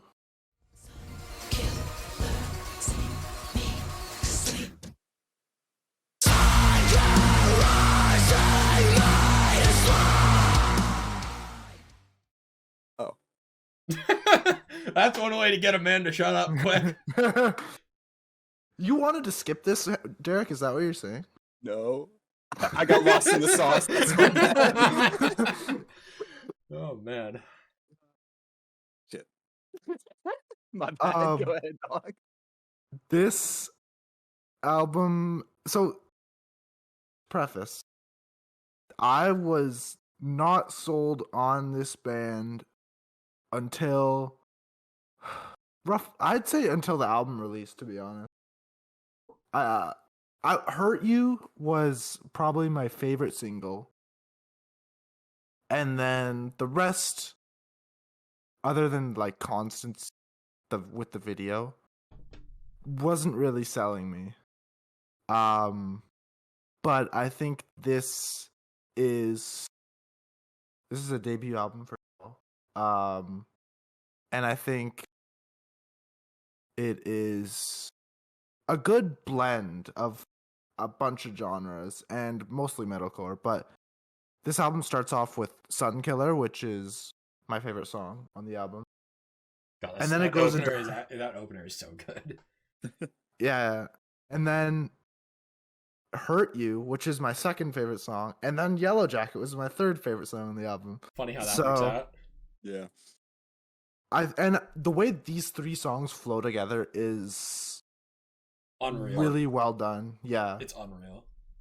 What else do I want to say about this? Silk in the Strings is probably like what is the word? Dark horse, I guess? Not really. Yeah, probably the biggest grower on the album for me, actually. I thought it was it's right next to Holy Roller, right? I can't even remember right now. Yeah, it's right before Holy Roller. So I thought it was overshadowed by Holy Roller at first, and then listening to this more as I was preparing for this episode, Silk and the Strings grew on me a lot, and one of my probably my fourth favorite song on the album. Been a journey for me getting into this band. I think I thought when Holy Roller was released, they were overrated, and Yeah, I'm in the same boat. yeah. So I think that it is a good, like it's a really good debut album, and I think Circle with Me is also another grower for me. I don't know why, I just don't like the video, even though the video is really well done. That video is dope as fuck. I don't know what you're on. I think it's just all too much of the same, maybe. I guess. But and then we get to Constance, which is a beautiful. I think what number was it on your list last year, Derek? On your Oh god, to Google Drive I go. I think it was like fourth. it was in your top songs. Fourth or So third. Yeah, let me go find that bitch. Hold on. Words. I remember saying that the mix on this song was the problem with it for me, and then I listened to the context of the album. It was way better. Same with Secret Garden, right? No, this is for Constance. Well, yeah, but I meant like same as Secret Garden. Didn't we comment the night of that the mix was different for both of them? Like it was improved. I don't remember that, but Constance was my number 3, by the way. then I listened to Constance again in the music video to make sure it's like the old version, but it was exactly the same. I guess I just need the context of the album to enjoy the song more. Fair enough. I need to do some detective work here real quick. Jake, did you say that this album was also in your top 10 or no? You can't say. What are you doing? Well, that's what I'm doing. I'm doing my detective work. I got my magnifying glass. I got You my got sleuth me. hat. You got me. I'm looking. All I'm saying is that I'm with you, and this is a fantastic debut album. I will second that notion. It was my number 13. Just I guess I'm not on as high as you guys, but yeah, I think no, you got it higher than me, man. I told you. It's yeah, like, yeah, what, man, you're like yeah. 7 spots higher. this is on Justin's list too, I guess, huh? He's being awfully quiet. Hello. It's just number 2 behind the Browning. I just want to mention one more thing in Yellow Jacket. The electronics and the production on that song are incredible, and I think it's putting Sam Carter throughout the entire song as opposed to just one spot is the way features should always be done. How to make a great utilization of a feature. Yeah. Anyway, Jake's number 5. My top 5. My top 5 begins with Manic by Wage War.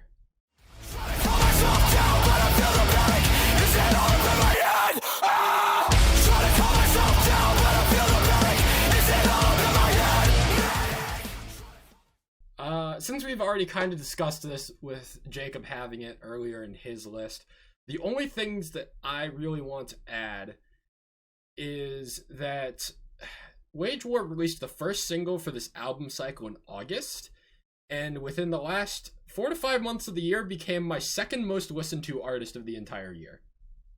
Wow. I had every single High Horse, Circle the Drain, and Teeth on repeat, and then they released the album and topped all 3 of those with Manic and Relapse.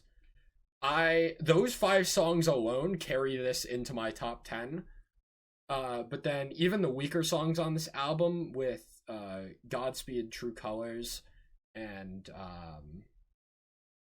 really just those 2. I think Death Roll, Slow Burn, Never Said Goodbye is the weakest run of songs on this album. Death Roll I kind of feel a little bad putting Death Roll in there. I think it's a good song. It's just very overhyped. Yeah. And I I think agree. Slow Burn could have used an Of Mice and Men Pulling Teeth-esque breakdown. I mean, the name of the song is Slow Burn, and you aren't gonna like slow it down at all in a breakdown or a riff or something like that. Missed opportunity.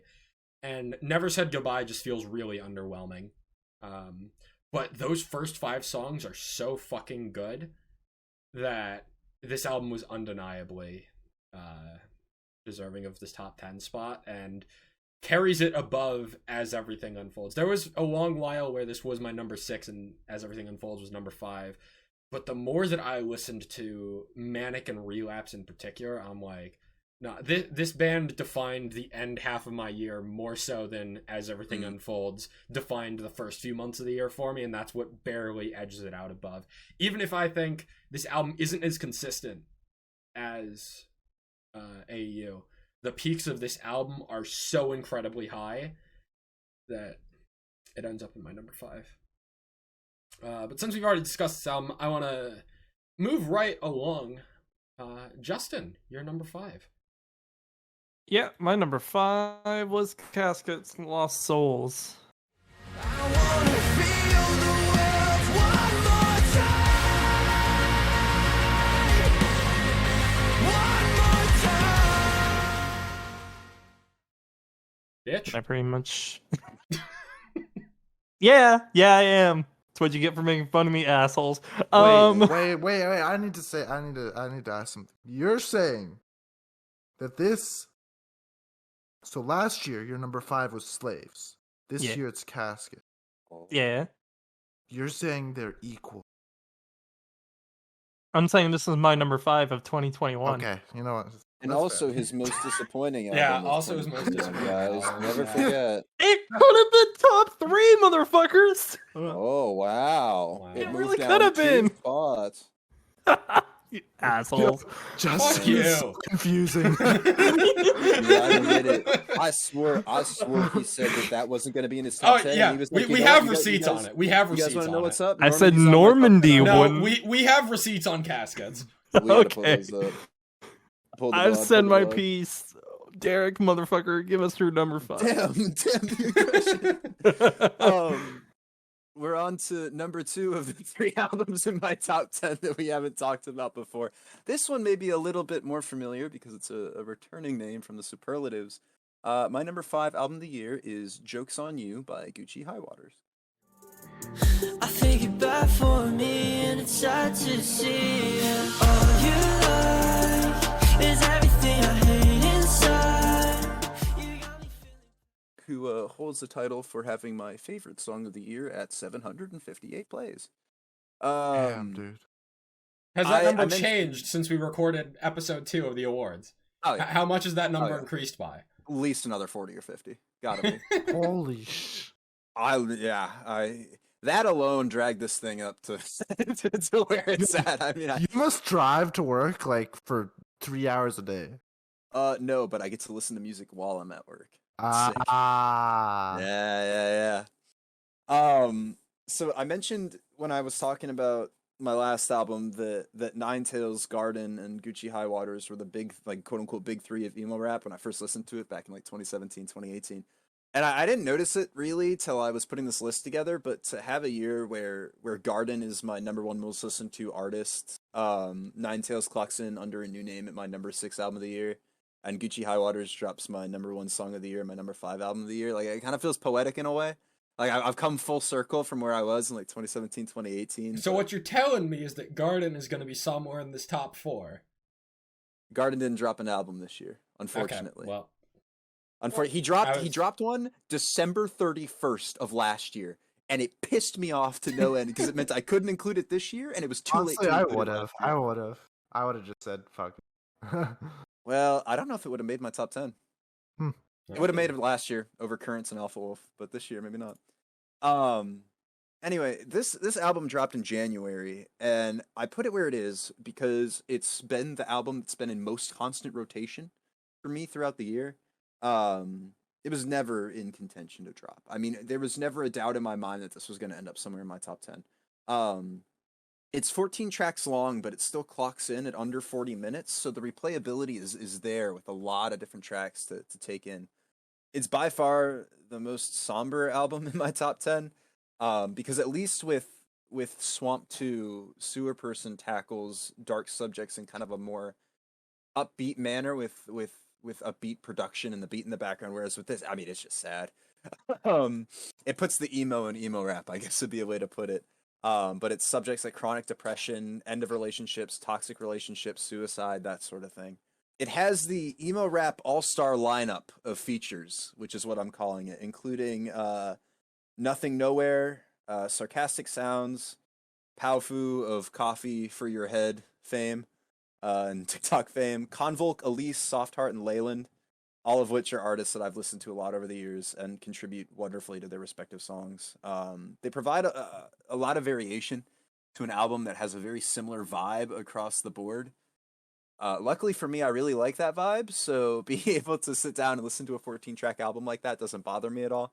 I regularly revisited 13 out of the 14 tracks on here for a combined, I looked it up, it was like 16 or 1700 plays for all the songs together in this album this year. I don't know. Damn. I guess the last thought that I want to say on it is that because it feels like I've come full circle, it's given me an opportunity to, especially this album in particular, and seeing the numbers on Spotify for, all of the big three, really, that it feels like even though I've come full circle, it's with like greater personal and musical maturity. And I see the same thing in these artists really finding their groove and what they want to do and who they want to be as artists.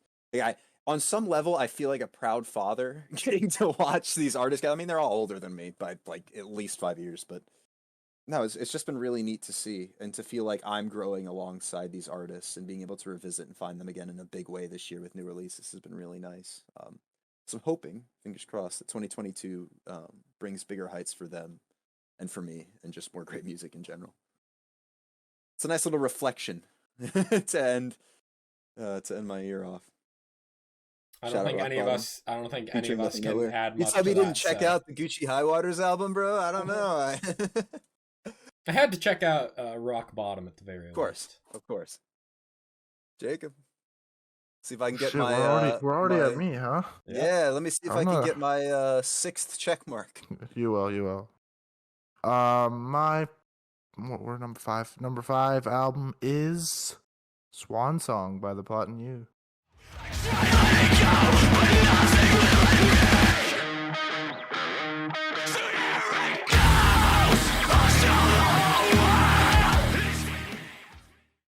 Check mark. Yep. I was waiting for that. I was waiting that.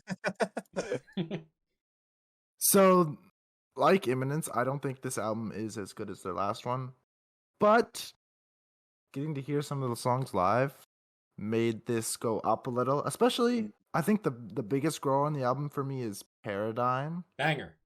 I mentioned that. I think I mentioned that in Discord. Yeah, I remember you saying that. Yeah, Paradigm, especially the breakdown. Holy. Yeah, so I think individually, like similar to Imminence, individually these songs are like higher than some of the stuff on Dispose, but Dispose is a collective is better. And just like Jake is a Caleb Shomo fan. Caleb Shomo enjoyer. And Caleb Shomo enjoyer. I'm a Lantern Tours enjoyer.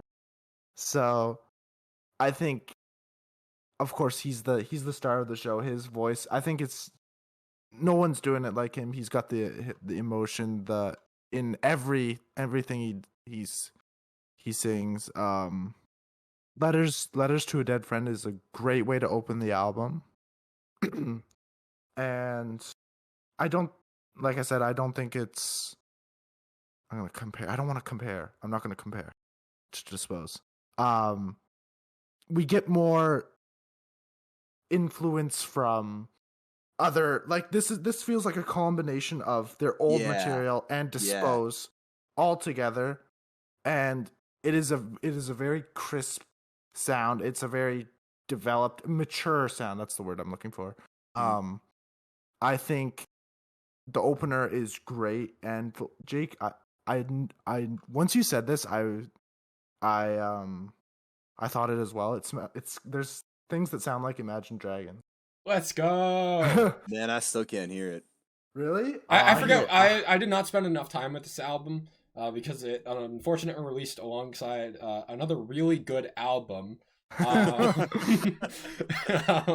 I forget what songs sound like Imagine Dragons, but yes, you're correct. You're absolutely correct. Man, that day just really that day was crazy, dude. That is gonna go down in the history books as one of the best 4 release albums days. in my top 25. Because this plot barely missed my top 10, like just barely. Jacob, I don't wanna detract. No, go ahead, you go from ahead, that. go ahead. I was just gonna say that I am vaguely putting Too Far Gone as my favorite plot song. I think now that we're a couple months removed from the album, almost missed my top 10 singles of the year, or top 10 songs of the year, really. Letters to a Dead Friend, Whole Without Being Freed, also just incredible stuff. I still like all the singles. I can't get over some of the synthetic sounding drums on this album. I mentioned it when we reviewed it. I tried to unhear it. I can't. That almost single-handedly kept this in the, I think it ended up as number 15 or 16, as opposed to, hitting my runner-ups or something like that. And it's kind of frustrating, especially because I know that they can do more, but I remember hearing you. I remember when you said that. I heard it, but it doesn't bother me. yeah, I don't know why it bothers me. I literally have no idea. I tried thinking about it because I'm like, maybe I can overcome this, and I'm just like, no, I'm bothered. I'm just bothered. I still prefer Dispose, and I think that Yes. Dispose is nearing the greatest mistake of my life levels of just like, this is objectively art, and Yeah. I love that album. I think it is art. I think Yeah. it is. Yeah, I think it's better than the greatest mistake of my life, but yeah, this album is good for live shows, and that's how I experienced it this year. They played, I think, 6 songs from this album when I saw them, so they didn't play Letters to a Dead Friend, Whole Without Me, and Freed, which are my top 3 songs, but You got Paradigm. I did get Paradigm, and hearing it live made me enjoy it more. So I'm glad I got to hear it live. Yeah, I still think Enemy is the worst song on the album. And I'm going to read lyrics from Whole Without Me because it is my favorite song on the album, and it'll be the bridge or breakdown. Because you were whole without me as I was self-destructing, and I just need you to know I tried letting go, but nothing would let me. And the delivery on that, and then like this funky breakdown hits. Oh, it's so good. I need to listen to that song more often because that's like top 2, top 3 song on the album for me. But like, I did not spend nearly enough time with the album to recall a lot of the moments on it, other than like a couple of the choruses. I think Whole Without Me into Freed is one of. I think they transition well into each other, like really well.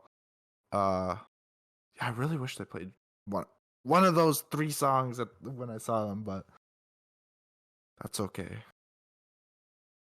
Yeah, that's all I gotta say. Alrighty then. For my number 4 album of 2021, it goes to Lost Souls by Caskets. If I take back what you meant to me, take back what you meant to me. Whoa! Which we have already discussed, so I'm going to keep things pretty brief here. In hindsight, Glass Heart is an honorary top 10 song of 2020. Still my favorite song on the album, and honestly not very close, as much as I love Drowned in Emotion and The Final Say. Glass Heart is quintessential post-hardcore. And I think the other thing that really elevates this album to the level that it is are the final 5 songs on this album. On the contrary of Wage War being one of the most front-loaded albums I've ever heard, with those first 5 songs being like 80% of my listens. On the other hand, you get Caskets dropping Lost Souls with the string of songs of Drowned in Emotion, Lose Myself, The Final Say, One More Time, and Nothing to Hide, which, finding a string of 5 songs to close out an album that are all equally amazing is a rarity. I can pick out albums that have like a 2 or 3 string song that are incredible to end an album, but to end an album on 5 incredible songs back to back is something I can seldom compare to. And that's not mentioning Glass Heart being the second song on this album, so it's not entirely backloaded. You get some incredible songs on the front as well. Glass Heart being my favorite song, not in those final 5. But really, those final 5 songs left such an imprint on me, a lasting impact, that it has elevated the entire album. The chorus of Drowned in Emotion that you already hinted at, the riff of Lose Myself is absolutely incredible. Next to the riff of Mission Control by Normandy, which we talked about in last episode of our top songs of the year, the riff of Lose Myself similarly makes me ascend to another plane when I am listening to it. Not to the same level, to a lower plane, but still I'm ascending to a higher plane. And then the opening of the final say, building to such an impactful screaming of "Can you hear me?" One of the most memorable moments of the entire year for me when listening to music. And then One More Time and Nothing to Hide are just fantastic tracks as well.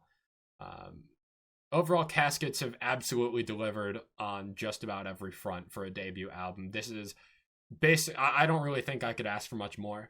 Unlike Justin, this is what I wanted out of Caskets. Why is everyone gonna bully me? What? Because you have a bad take, okay? Good take. I have a bad take. This album is Caskets delivering on all of the potential that I thought they had, and I'm stoked for more. But yeah, I want to keep it a little brief because we have already talked about it. 3 times? So This is the 3rd time. well, Justin kind of skipped over. Yeah, that's true. But I really wanted to save more of my deeper discussion for this point because you mentioned it at your number 10. I didn't feel worthy of saying all that at the number 10 point, so wanted to hold it till now. I think it's interesting that you like the back half because I think the front half is actually stronger. So I think that shows how good this album is. Yeah. And I'm not saying that the front half is bad by any means. I mean, Glass Heart is my favorite song in this album. I think Clarity, Hold Me Now, and The Only Ones are all fantastic songs. I think Lost in Echoes is my least favorite song on the album. But those final 5 songs just left such a mark on me that it's what I attach this album to more so than the opening. Justin, you're number 4.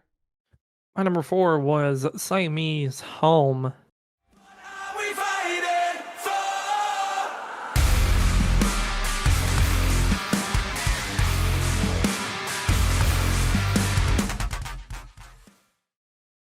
Which we already talked about, so I'll just skip over it because I've already mentioned my thoughts when we talked about it. You really don't have anything else? You want to explain why it is so high on your list? Because I know mine was much further down the list. So, yeah, it was higher just because I enjoyed more of the vocals and a lot more of the instrumentals. I would say of my albums that are below my top 3, I've been having more songs from this album on repeat, so that's probably why it's my number 4. But genuinely, you could probably switch Caskets and Siamese around, and I wouldn't care otherwise. Fair enough. Does that mean it's my turn? I think it does. Oh boy, oh boy, oh boy. Round We're 3? back to something we've talked about. Oh, okay, let's go. My number 4 album of the year is New Age Filth by Hail the Sun.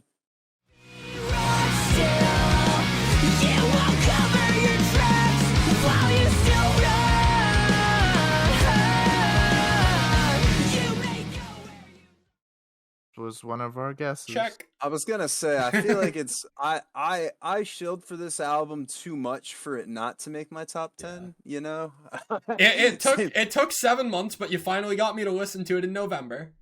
I got a couple of good songs. You know, that's what I can hope for. I'll take that. I think that there are more than a couple of good songs on here. Yeah, no shit, huh? Yeah, I think that there are. In fact, I'm going to go on record as saying that my number 4 through number 1 have no songs that I don't like at all at any point on any of them. So I'm putting my foot down, making that my official statement. I will also say that on mine as well. Let's go. I've known about Hail the Sun since about mid 2018. And that's when they dropped, I believe it was called Mental Knife. And I listened to a couple of songs from that when it dropped, but nothing really stuck with me. And I always felt like this band was missing something, that they were on the cusp of something great. And it turned out that something was just Chris Crummett on production of Dance Gavin Dance and I believe Issues fame.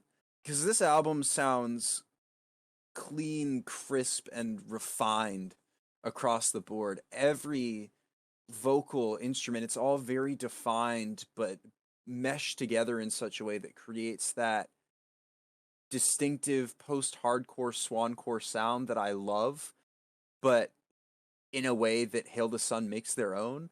The instrumentation is very, I would describe it as soaring, I guess. It feels like it's soaring through your headphones and into your ears. It's melodic, but it has enough of an edge to it to keep your interest peaked. And of course, Donovan Malero sounds as fantastic as ever. This dude's voice is weirdly mystifying. It's poignant, I guess, but it's also smooth.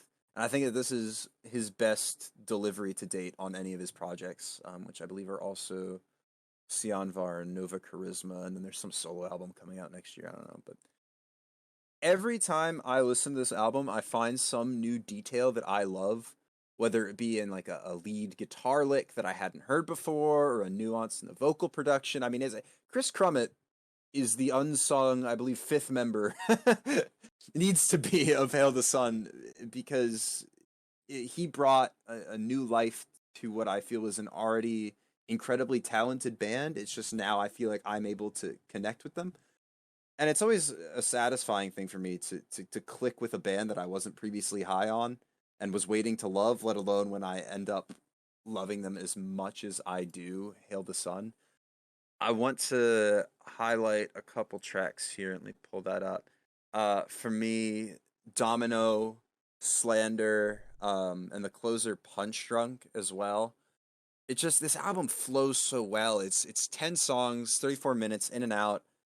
And there's just enough variation that you feel like you're listening to one cohesive album, but for me, it never, ever gets boring, no matter how many times I listen to it. I mean, it's just, I'm really happy to finally be able to consider myself a fan of this band, because there is just so much talent and so much to love here. And suddenly I've gone from lukewarm to really excited for like literally anything this band is doing. I think that they've kind of become an unstoppable force now that they've entered this like quote unquote new era, even if they're not doing anything else particularly differently. I'm super into Hail the Sun now.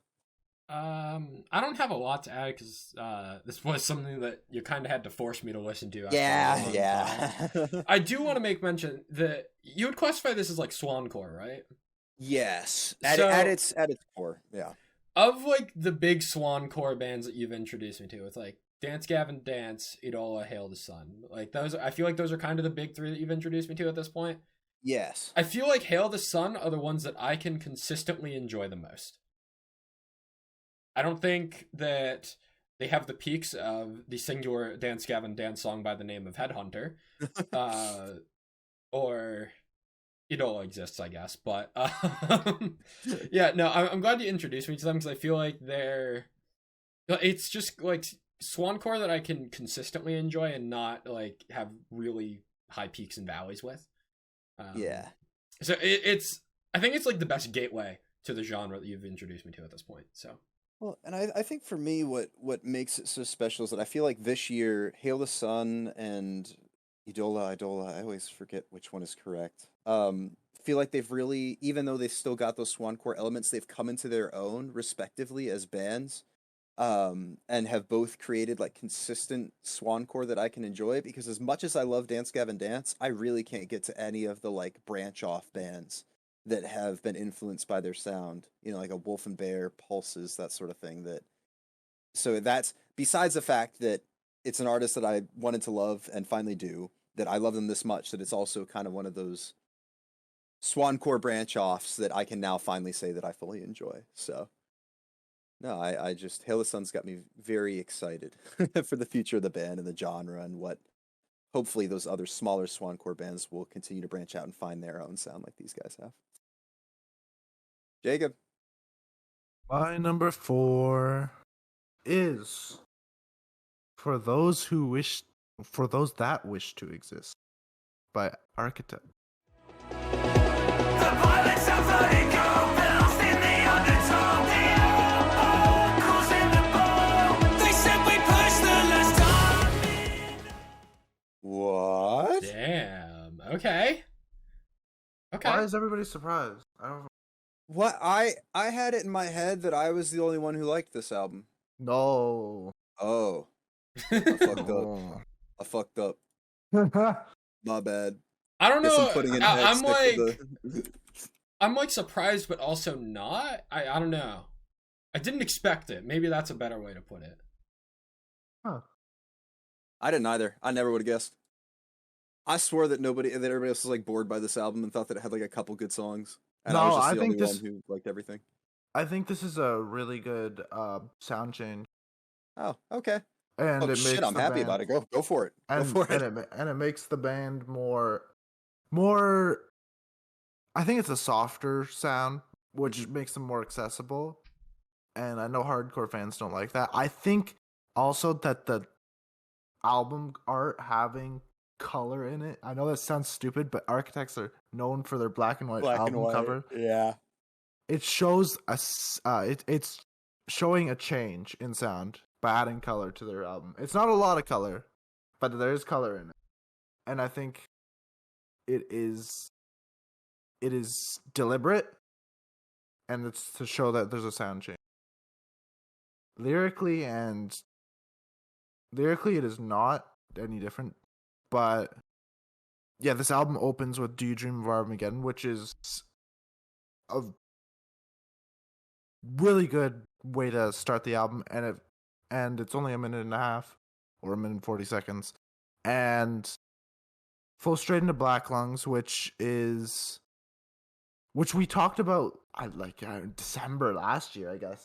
I remember everybody said it's a little wordy, I think, and I mentioned I like that. Black Lungs is the second best song on the album. And Animals is the best. Yep. Okay. That's a take. I think he's right Wha- about Animals. I don't think he's right about Black Lung. An I Ordinary think he's Extinction is wrong the on third best. Both accounts. I think Black Lungs is the worst song on this album. Okay. So yeah, that's my take. That That's is- my that take of goes- the evening. That goes to Demigod. Oh yeah. And that is even represented by the Spotify number of plays for each song. So The people don't know what they're talking about. I think they do, actually. No, fuck the people. So, I gotta highlight the features on this album. They're Yes. all so good. I want to highlight the Simon Neil one because that is the biggest surprise for me, because all I knew about Simon Neil was when he featured on the While She Sleeps Nervous, I think, yeah.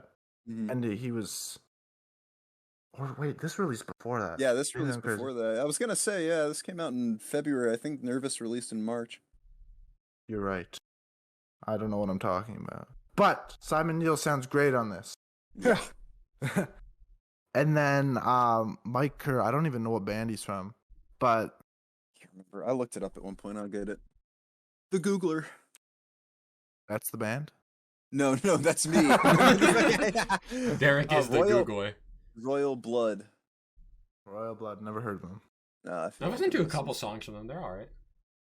Yeah, this is, like I said, more accessible, and I think it is a good sound direction, and I don't know why people are hating on this, because I think Architects have done the same thing for however long, and it gets old. Mhm. And this is a nice change of pace. It is a long album. I think that is okay because it all flows together pretty well. You could remove Demigod, it'd be better. And I want to say Meteor being released as a single has made me love it, like, way more than I should, because I would have thought it was like an average song. Like I gave so much time to it because it was a single, And that, because at first I wasn't too high on it, and yeah, I gave a lot of time to it as a single, and that made me enjoy it so much, especially the end where everything comes to like a climax and there's like an orchestra in the background. It's not really a breakdown, but it's like a climax in the song, and there's like the anthemic backing vocals for Jake. Yep. They go to the ooze. Mm-hmm. That is one of my favorite moments on the album. Another is the breakdown in Impermanence, not the one with Winston, the one where he goes again and again and again. That is, I'm gonna say that's my favorite moment in the end of Meteors the second. Animals is probably, it's weird because that is one of the most different songs on this album, but it is one of the most played and one of the most liked. While we're on the topic of animals real quick, I said with Caskets that Glassheart is an honorary top 10 song of 2020. In hindsight, Animals is a top 10 song of 2020, and I would switch it out for probably Archangel by Amaranth, to be honest. That's all. I need to see Animals live. I was gonna see this band this year. It would have been my first concert back, but they postponed the tour. So sad. Yeah, Discourse is Dead, An Ordinary Extinction, more typical sounding Architects songs, but also that is fine because it's variation, and I like that. And throwing Dead Butterflies in there is also great. It's a good change of pace in the middle of the album. I'm going like all over the place. I'm sorry, but no, it's all good. There's a lot to touch on with the album, so yeah. That is my number 4. Maybe this should have been my album of the year. damn. Wow, I must have did a really good job of selling this to you. No, it's because I don't like what you're saying and it bothers me, so I'm analyzing all the songs and I'm like, damn, I like this album a lot. There's a reason this was my number 1 for a while, switching out with Era. I was conflicted at the beginning, but within like a week or two of having this album, I think it released at the end of a month, so when we reviewed it, we didn't have a lot of time with it. Yeah, right? Yeah. It was End the of last week of February, I believe. Yeah. Yeah, so after like a week with it, it was in my number 1 for the longest time. Man, I have a lot of things that I want to say about this album, but I'm not going to. I just want to touch on An Ordinary Come on, it was Extinction. your number 12, right? Or Well, 11? I mean, yeah, and my number 1 for like 2 months, but you've covered a lot of it, especially with that Simon Neil featuring Goliath. God bless. I think An Ordinary Extinction is the best song off this album, That's a good and pick. Banger. I think that came once I hit the realization that the drums in the second verse are moving in a circle. I don't remember if I mentioned that to you guys afterwards. No, I'm I've gonna never need to heard listen of to that one. song. I thought you were gonna bring up the explosive ending to the song. Oh no, That's my whatever. favorite part. This song, my favorite part of that is the way that I don't know what it is. I guess it's kind of like a string pull, but in that riff where it's like that bit in the chuggy main riff is like just one of my favorite moments on this album. But no, if you close your eyes when you get to the drums in the second verse and just listen to it, they're moving clockwise in a circle. I am absolutely gonna have to re-listen to that song. Which is, I just like, somebody pointed that out. I can't remember if it's on Twitter or YouTube or what, and I listened to it and I was just like, oh fuck. Honestly, I'm probably due a re-listen of the entire album. I haven't gone back to the album once since the first time I listened to it. Oh man, it's worth it. It's yeah. so worth it. Because I came out of that first listen with liking half of an Architects album, and that's about like an entire 7 songs more by Architects that I enjoyed prior. I was going into that album only liking Doomsday and the singles, basically. So I'm still happy with what I got, but I am probably due another listen to see if it's evolves for me. I think for me, my 3 least favorite songs on here are Black Lungs, Discourse is Dead, and Libertine. And it's not that they're bad songs, it's just, I don't know, Black Lungs doesn't do anything for me, Libertine doesn't feel like it has anything special, and I still don't like anything Architects has done prior to this album, so Discourse is Dead still doesn't do it for me. I'm still an advocate for Demigod. And I think I mentioned this. No, not like necessarily as a song, but in the context of the album. this has got to be in my top 3 or 4 most listened to albums this year. And I would never ever skip Demigod, because the way that I see it is that Goliath is about facing up to an institution, I guess, in like society.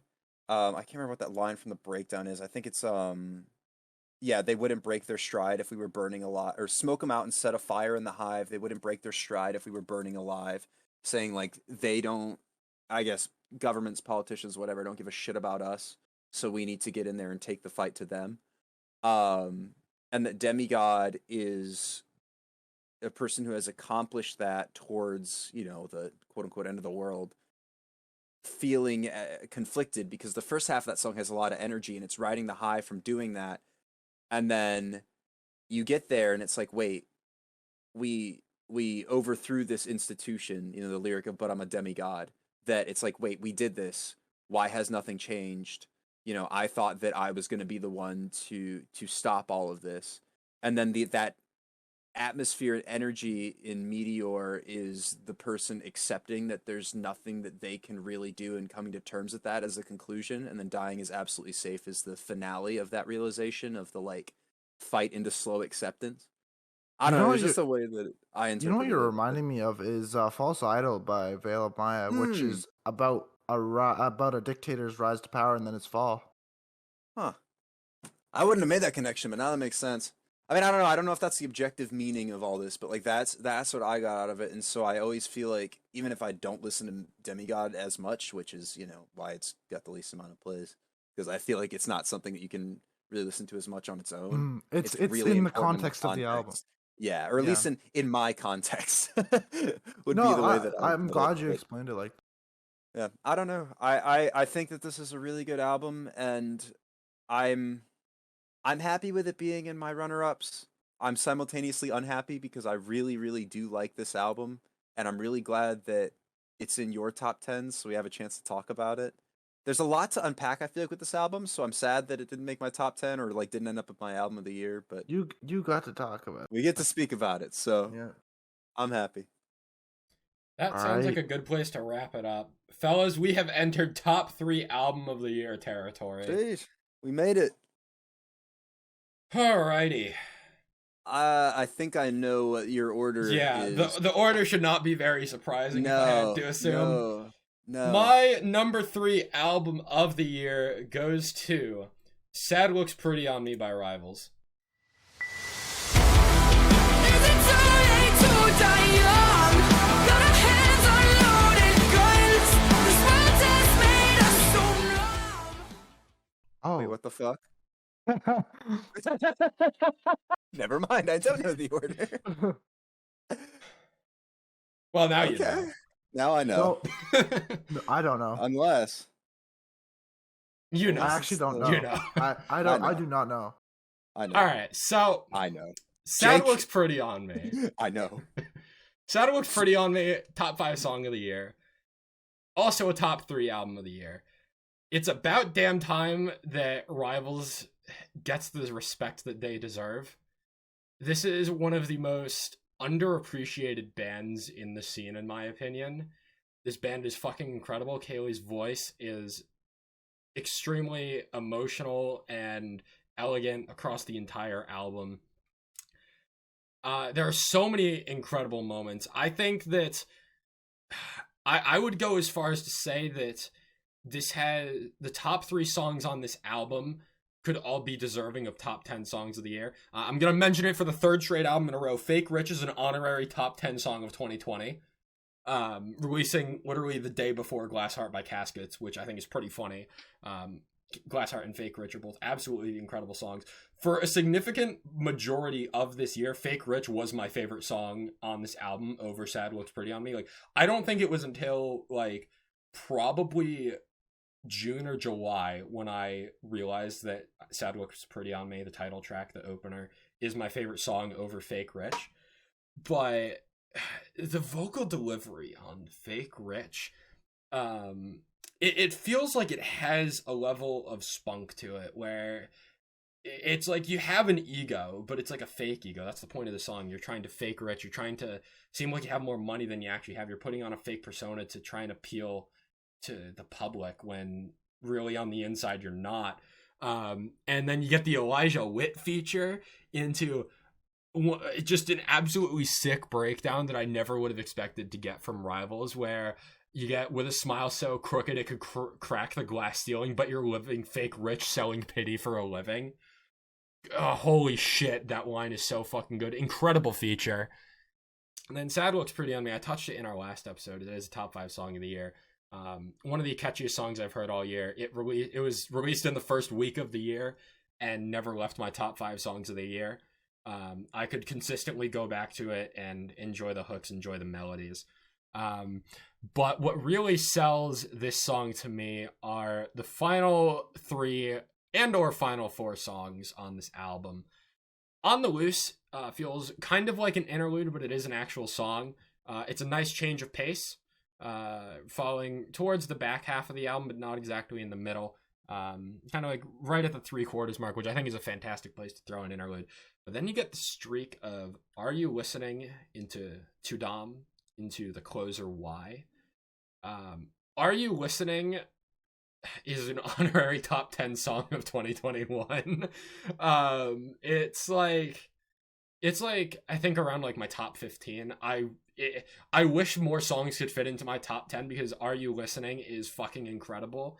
When we recorded our superlatives the first episode, and I mentioned Are You Listening is my favorite verse chorus lyric or whatever, and I picked the bridge of that song.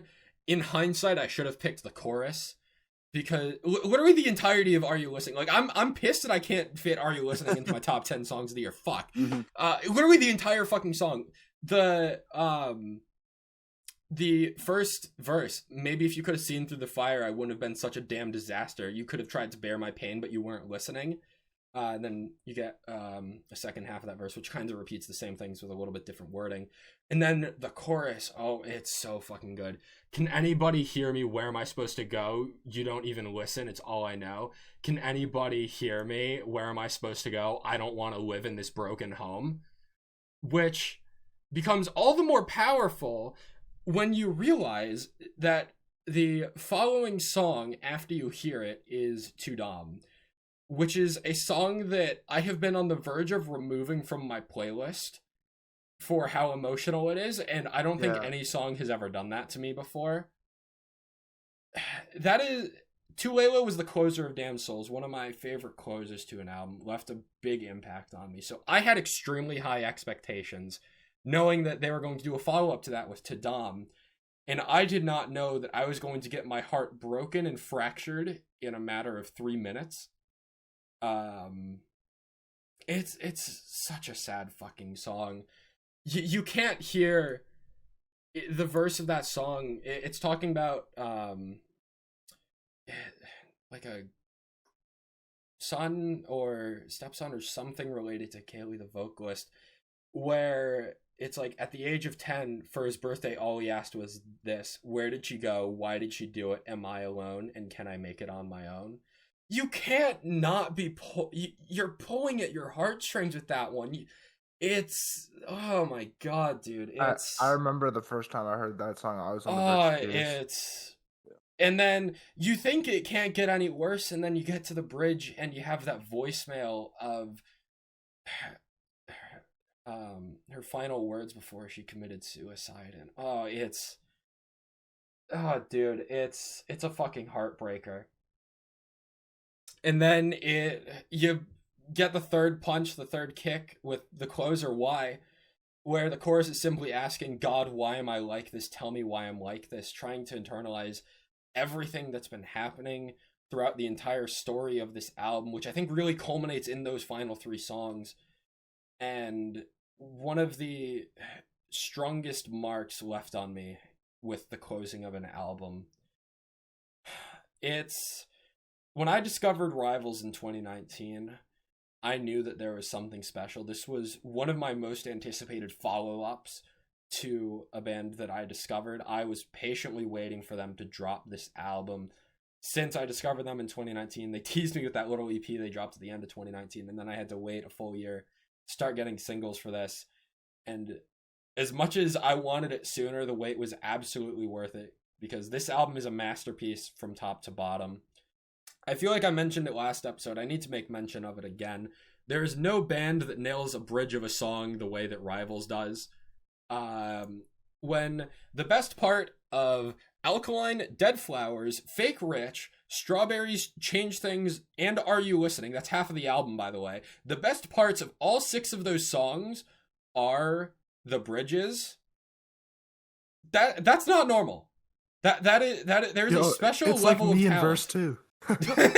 There is a special level of talent and artistic ability that goes into making the bridge of every single one of those songs extremely memorable. It's like, surely they can't do it again, and then they fucking do it again. I think most notably, Fake Rich, that breakdown, I've already mentioned it, is sick as hell. Are You Listening? I've already mentioned it. Sick as hell. Some of the other songs that I haven't really mentioned yet, with Dead Flowers and Strawberries, both of which get more upbeat, kind of happy energy to them. And then with Alkaline, you get a sick guitar riff on top of some incredible drum fills that were extremely memorable. I had Alkaline on repeat for like the first 2 months, or not 2 months, the first 2 weeks before the album dropped, just in anticipation for the album to come out, because I'm like, it's so fucking close. I need it in my ears. I fucking love this album. I am stoked that it's finally out. I can't wait for more. People need to stop sleeping on this band. One of the best female voices in the rock and metal scene, in my opinion. I think this would have been my either 15 or 14. Okay. I wouldn't have expected that, but I'm really happy to hear that. It was in contention. That's really nice to hear. This band deserves a lot more attention. This was my number 40. The first album to kick off my Twitter thread. Yeah. We talk about 4 to 5 song runs at the end of albums. You know, it rarely happens. Change Things, On the Loose. Are You Listening to Dom and Why? Like, I just don't think Change Things and On the Loose are. I don't think Change Things and On the Loose are as strong of songs. Man, fuck you. But like, I don't think they're as strong of songs. But unfortunately, I'm comparing it to a top 3 of Sad Looks Pretty on Me, Fake Rich, and Are You Listening? Yeah. Which are, if Fake Rich released this year, all 3 of which would be in my top 15 songs of the year. So like, there's some stiff competition to just be like a good song on this album, you know? Change Things for me, definitely my favorite song off of here. Probably the one off this album I've ever played the most too. I love it. But fantastic feature as well. This is again, Rivals nails the bridge, but again, they don't. Even when Kaylee isn't singing the bridge, they know how to nail the bridge. Like, come on, dude. It's unfair. It's so much tighter and cleaner than Damned Soul. Like, I feel like Rivals are on such a great upward trajectory. Yep. Listen to this album at your own risk. It will make you cry. Yeah. Or at least just like pretend that Are You Listening was the closer, maybe. Only listen to track 11, aka To Dom, if you're in the right headspace for it, because you really need to be in the right headspace for it, or else it's gonna hurt. Wow, they only have 70,000 monthly listeners. That's it's ridiculous. It's ridiculous. That's criminal. Yeah.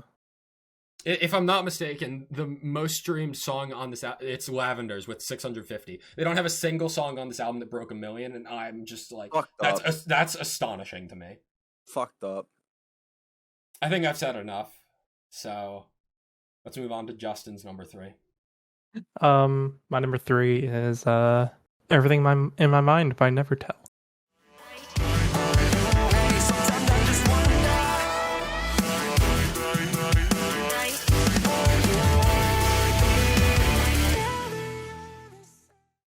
There it is. We knew that one was coming. Check mark. Oh, man. I feel like I'm being validated or something. I'm feeling. Jacob and I are feeling very validated right now, especially after the awful start on your list we got off to. Yep. All right, hit us with it. Why is this your number 3? Yeah. So every single part of this album is really good. Like Nevertell did an amazing job. I've been following Nevertell since their debut EP came out.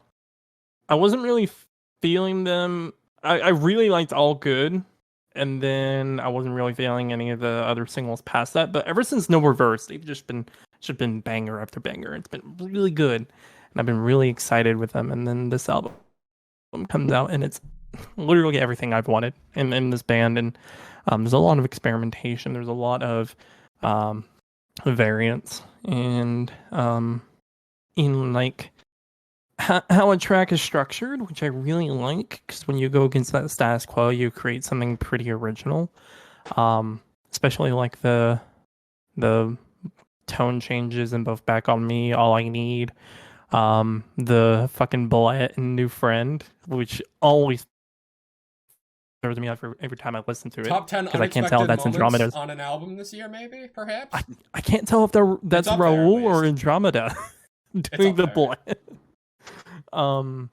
And I will fucking say Jake is wrong. Dark Cloud is the best song on the album. It is so good. The lyric, the instrumentation, it's an incredible song. I wish I liked that song. I've tried to force myself to like it. I don't know why you don't. I've It's tried, frustrating. It's frustrating for me too. But everything in my mind is still like the standout single that I always refer back to. It's just so really good. And then Holding On, and What's It Mean are really short, good to keep going back to, just because the instrumentals, along with like the vocal reverb that they add, and especially in What's It Mean, it's just all so good. I can't say. I've said a lot about this album already when we talked about it back in May, but like, please, or back in June for the May recap, but please go listen to this album. It's literally less than 30 minutes. That's You're in and incredible you're out. for a It's an 9-track extremely album. easy listen. It's so good. That's all I got though. Alrighty then. I was kind of expecting a little bit more from your number 3 pick, but I don't know. You kept that pretty brief, concise, and to the point, and I think it makes sense. Well, we've had time to discuss it on some level with two other people, you know? Yeah. So let's not waste any more time then, Derek. The final of the 3 albums that we have yet to talk about. You Stay by the Sea by Axel Flovent.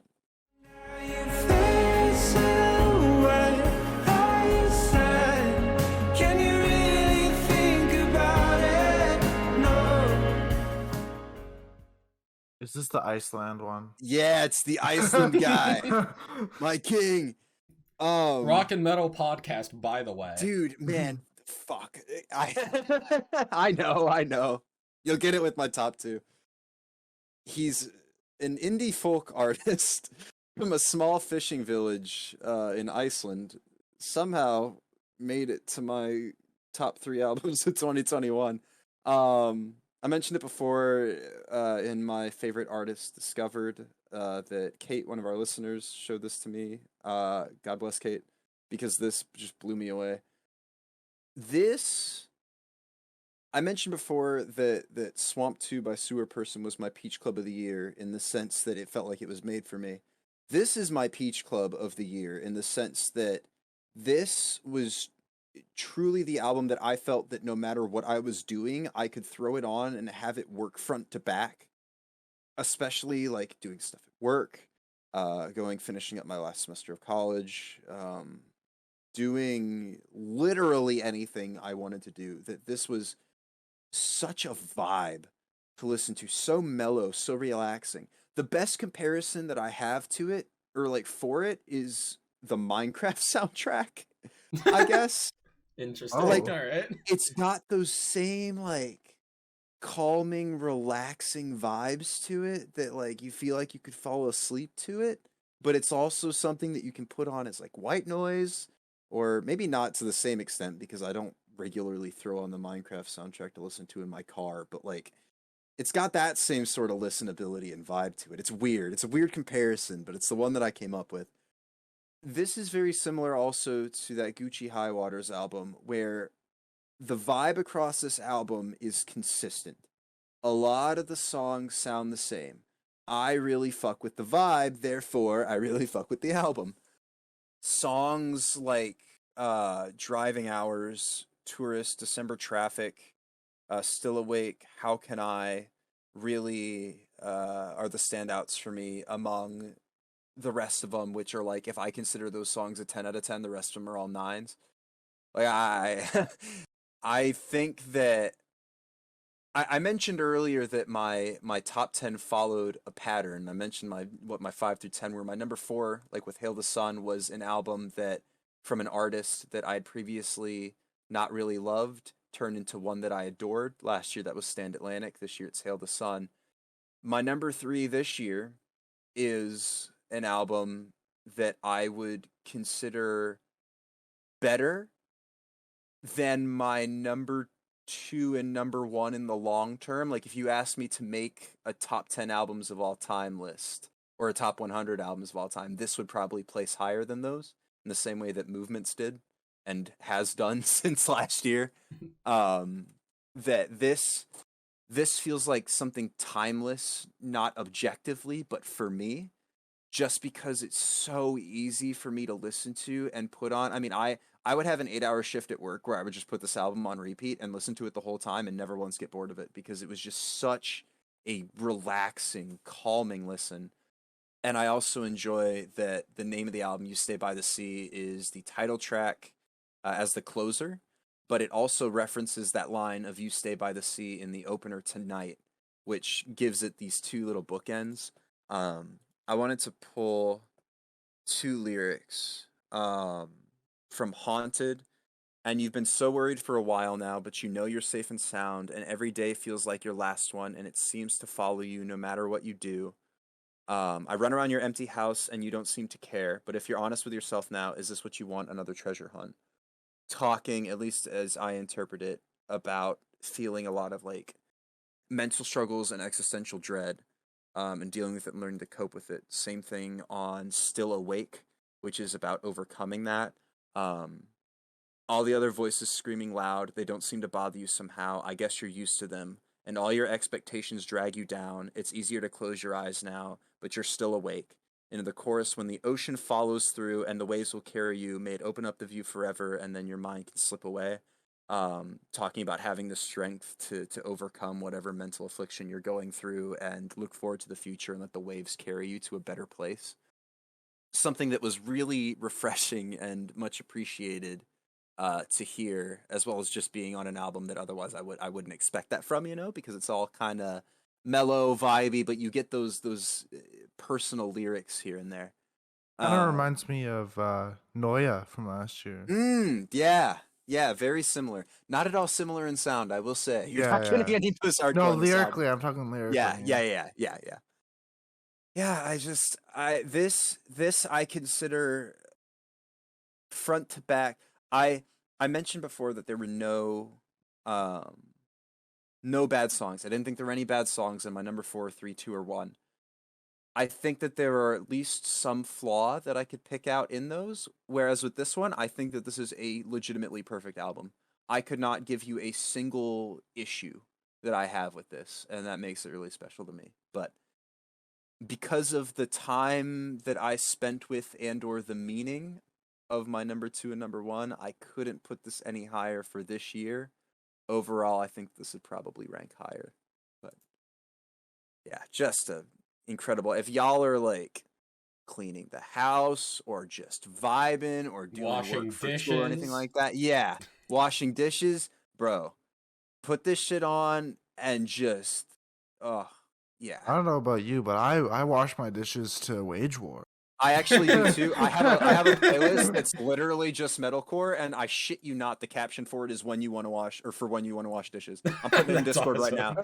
That's Like, you think like it's literally right here. Like, I don't know. That is But- awesome.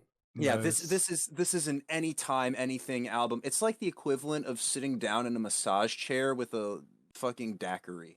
Like, I don't know. It's got like relaxing vacation vibe. It's just phenomenal.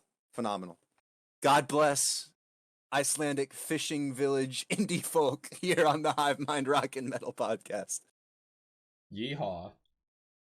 Yeah, yeehaw is the exact term I was thinking of too. Jacob. Round out our number threes. My number 3 is Iridescent by Silent Planet.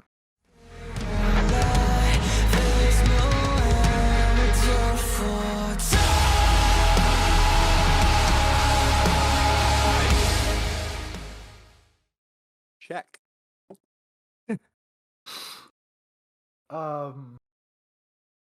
This is I feel like I'm beating a dead horse here, but this is the most accessible Silent Planet album. Agreed.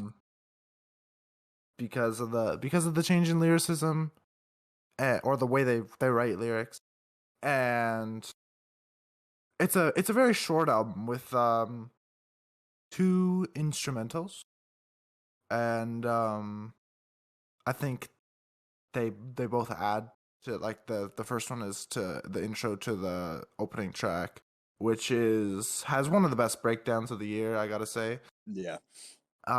That's Translate the Night. And then it goes into Trilogy, which was my number 5 song from 2020.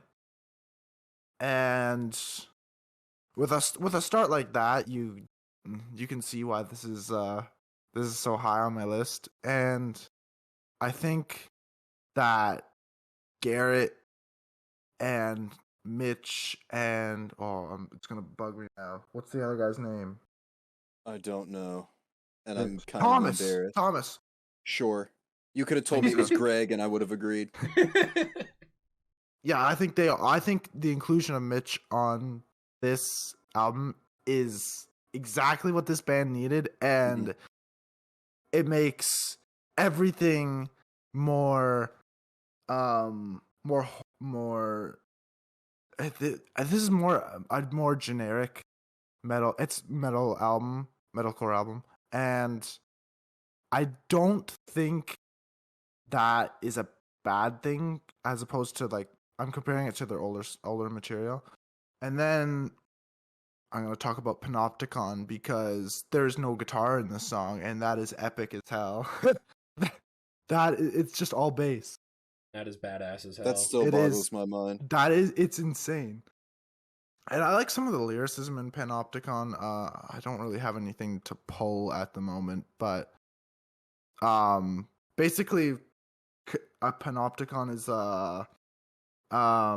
it's used in prisons. It's a tower that you can see all, basically, in the prison, and it's comparing it to the internet and how somebody's always can watch you, but you can't see them, basically.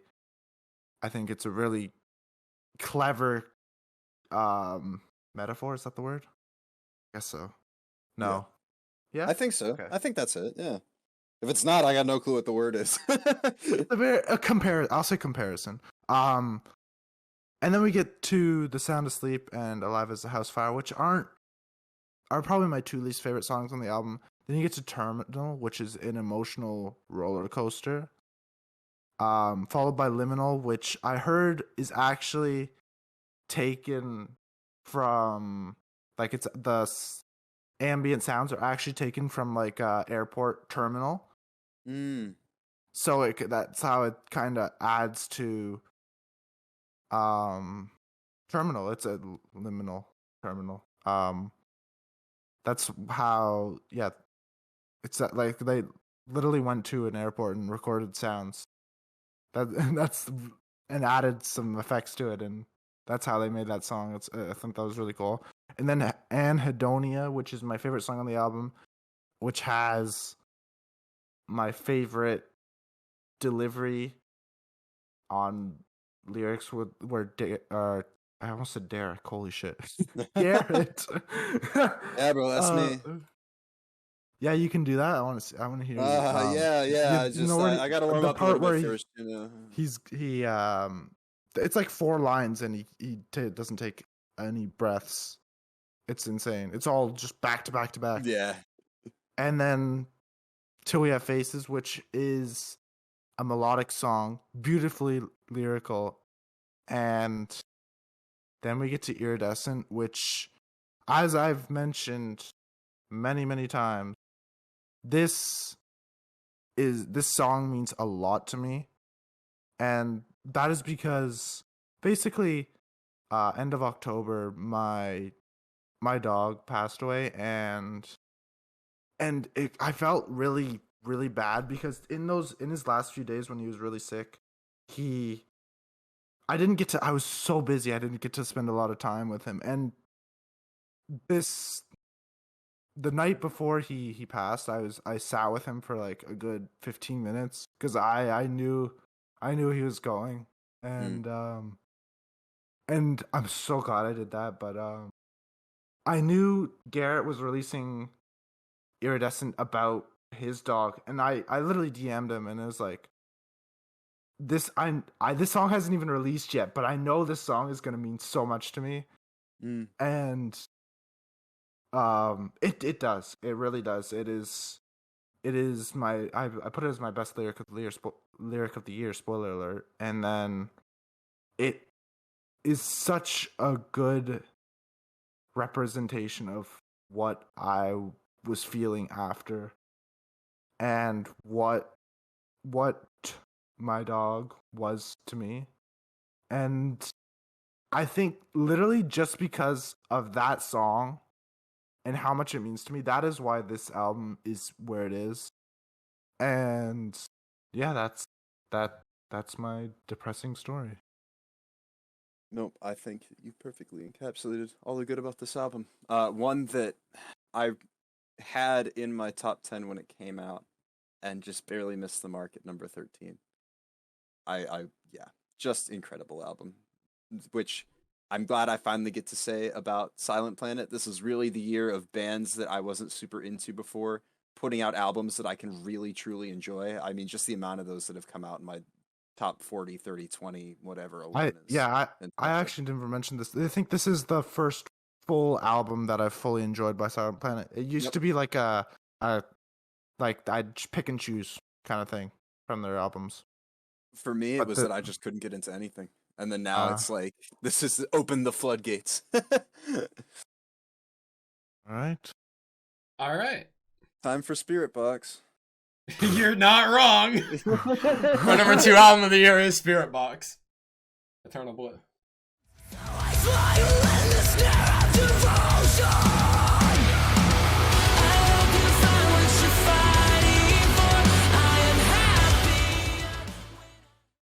Just making sure. Had to confirm on that one. The debut album from Spirit Box.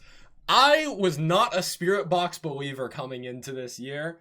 And then Circle With Me comes out, and suddenly I'm a Spirit Box believer. And then they just keep rolling with the punches. Secret Garden, and then you get the Courtney feature on Contraband, which isn't on this album, but it's fucking incredible.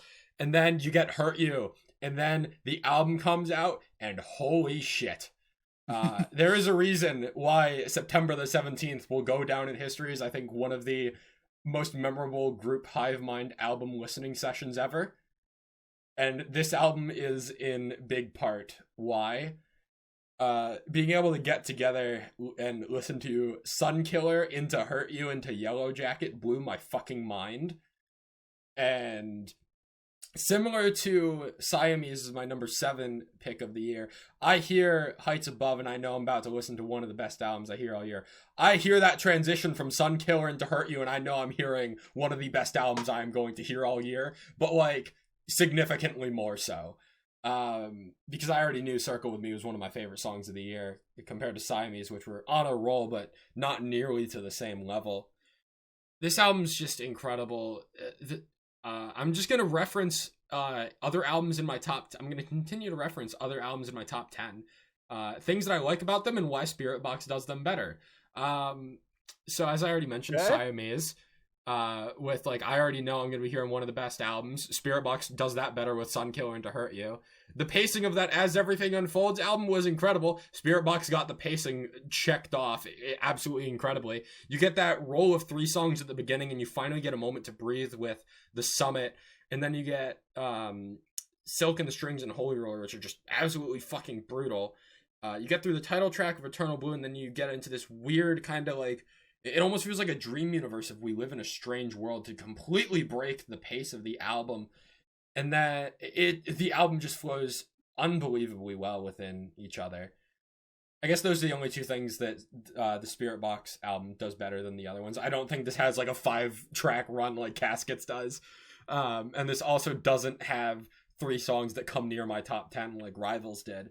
Really, it's just Circle with Me hard carrying this album, being my number 2 favorite song of the year. My favorite metalcore song of the year by far. That breakdown is absolutely fucking filthy. Courtney's vocals on that song, and across the entire fucking album, to be clear, are incredible. I don't think that needs to be hit home any more than it already has been in the general metalcore community, to be honest. I don't think that the instrumentation on this album gets nearly enough praise.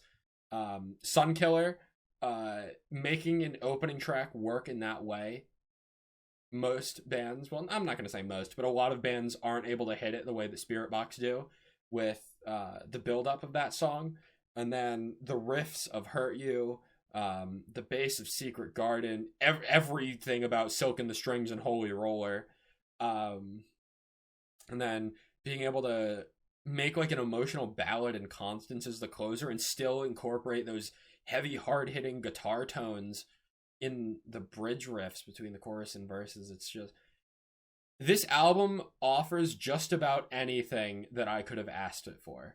And I wasn't really coming in with many expectations. I was like stunned with how incredible Circle with Me and Hurt You is probably my 2nd or 3rd favorite on the album.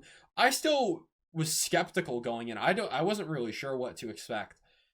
But from top to bottom, I was blown away with this album. And there was a point in time where I thought this was going to be my album of the year. For a few days after the album came out, I was so stunned with that first listen that I thought it might overtake what my album of the year is.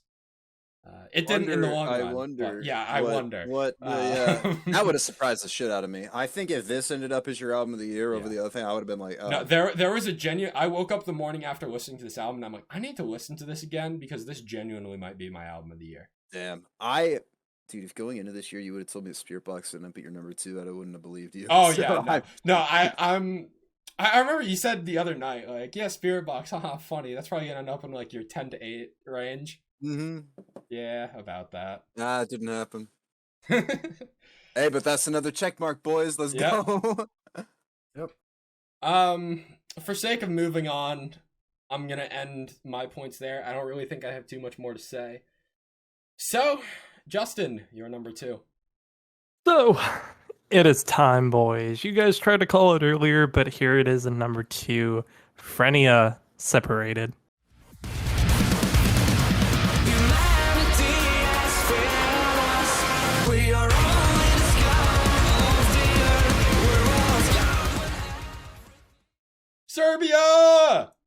Serbia, metalcore bitches. Check. I've just changed the X to a check on the list. You're welcome. Dude, yeah. Wow. Yeah, it's really fucking good. Like, I don't know, that Unholy Savior opening song is pretty good. Oh, it's so good. Like, so we haven't talked about this band on the podcast. We've hinted at it, though, I think, in the superlatives. Yeah, but we talked about them in the superlatives, and then I had mentioned at one point, I don't remember when, but "You Belong Here" off this album was the song that got me into this band, and I didn't know it at the time. I actually liked the song and then forgot about it for months, and I went back in my liked songs to see if I missed anything.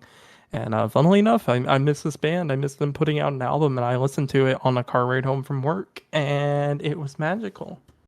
And just a lot of the songs, for those that are unfamiliar with this band, which is probably a lot of people, because this band has 20,000 listeners. Not too bad actually.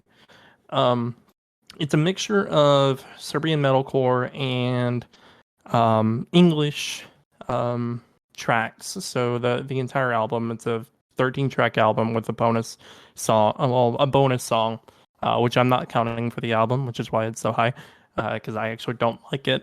But everything else is just incredible, especially the Serbian tracks that aren't translated yet. They did hint that they are translating the songs, which is amazing because Korevat is a wonderful song instrumentally. They do really well with the electronics, blending it with metalcore and that kind of hard rock style. You can see it very, very clearly in Unholy Savior, which This is the best song on the album. Best song on the album. It has everything that you would want from the album. Born Without Wings is also a really good acoustic song. I had Mirror and Hope Lies kind of just interchanging, kind of repeated in different points within my playlists, but just everything about this album is really, really good. They have really good electronics. Korevat, which is translated to become fog. A wonderful song. I read the lyrics translated, and they're actually really good lyrics. I'm actually really excited to see that one in particular be translated and hopefully redone. One gripe I would say about this band is the marketing for the album was very focused on the Serbian part. I think all the Serbian songs were singles, except maybe one, and there were only 2 English singles, and You Belong Here. And that's a crime, because I think they should have leaned more into representing the English side of it, because the English side of it is really good. Hell, you could take a 9-track album of all the English songs put together, and you still have a really good album. This album in general is just really good. I'm stoked about it. I understand why they want to incorporate some Serbian songs on here, but as an English speaker, I don't understand Serbian, and it really threw me off while listening to the album. I really became detached from what I was listening to when those songs came on. Yeah, there's definitely a lot of potential in this band. I think Unholy Savior is by far the best song on here, and I would have liked to have seen more of that punch on the rest of the album, at least in my opinion. Definitely a band that I'm intrigued to hear more from. I'm not nearly as high on it as you are. But definitely glad that you've put them onto our radars now, because I'm curious to hear more from them. Yeah, this band has the potential to be nuts, dude. Hearing the English songs on this album really convinced me. I think same reason I couldn't get into some of the stuff on that Slaughter to Prevail album that dropped is that there are certain things or certain genres where if it's in another language, that's fine. I'm vibing. I got a whole playlist of all my Japanese weeb shit that I vibe to in my car with the windows down. But for whatever reason, rock and metal, unless it's in English or the majority's in English, I can't get into it. I don't know why. Maybe it's because sometimes when people are doing harsh vocals, I have a hard enough time understanding them as it is, let alone when it's maybe in Serbian. But no, if they're translating it, we're talking about an honorary, at least honorable mention for the top 10, because the electronic elements that were present on this album and just the overall vocal ability, I mean, just overall phenomenal. I think on my Google Doc, I gave really high marks on instrumentation for this album. I'm really glad I listened to it. Good. I think it was also a surprise for you too, making it this high, right? Oh, absolutely. I did not expect him to make this high, and then when I went back and listened to him, I was like, this is the only place that makes sense. Damn. Well, then I think I know what your number 1 is, and if it's not, then I don't know you. It should be pretty obvious as much as mine is. Yeah, Derek, entertain us. Both have the brown. Unless you have anything more to say, Justin. I'm all good. Derek, entertain us. This is the other surprise that I was talking about earlier, and I want to know if you got it when you guessed.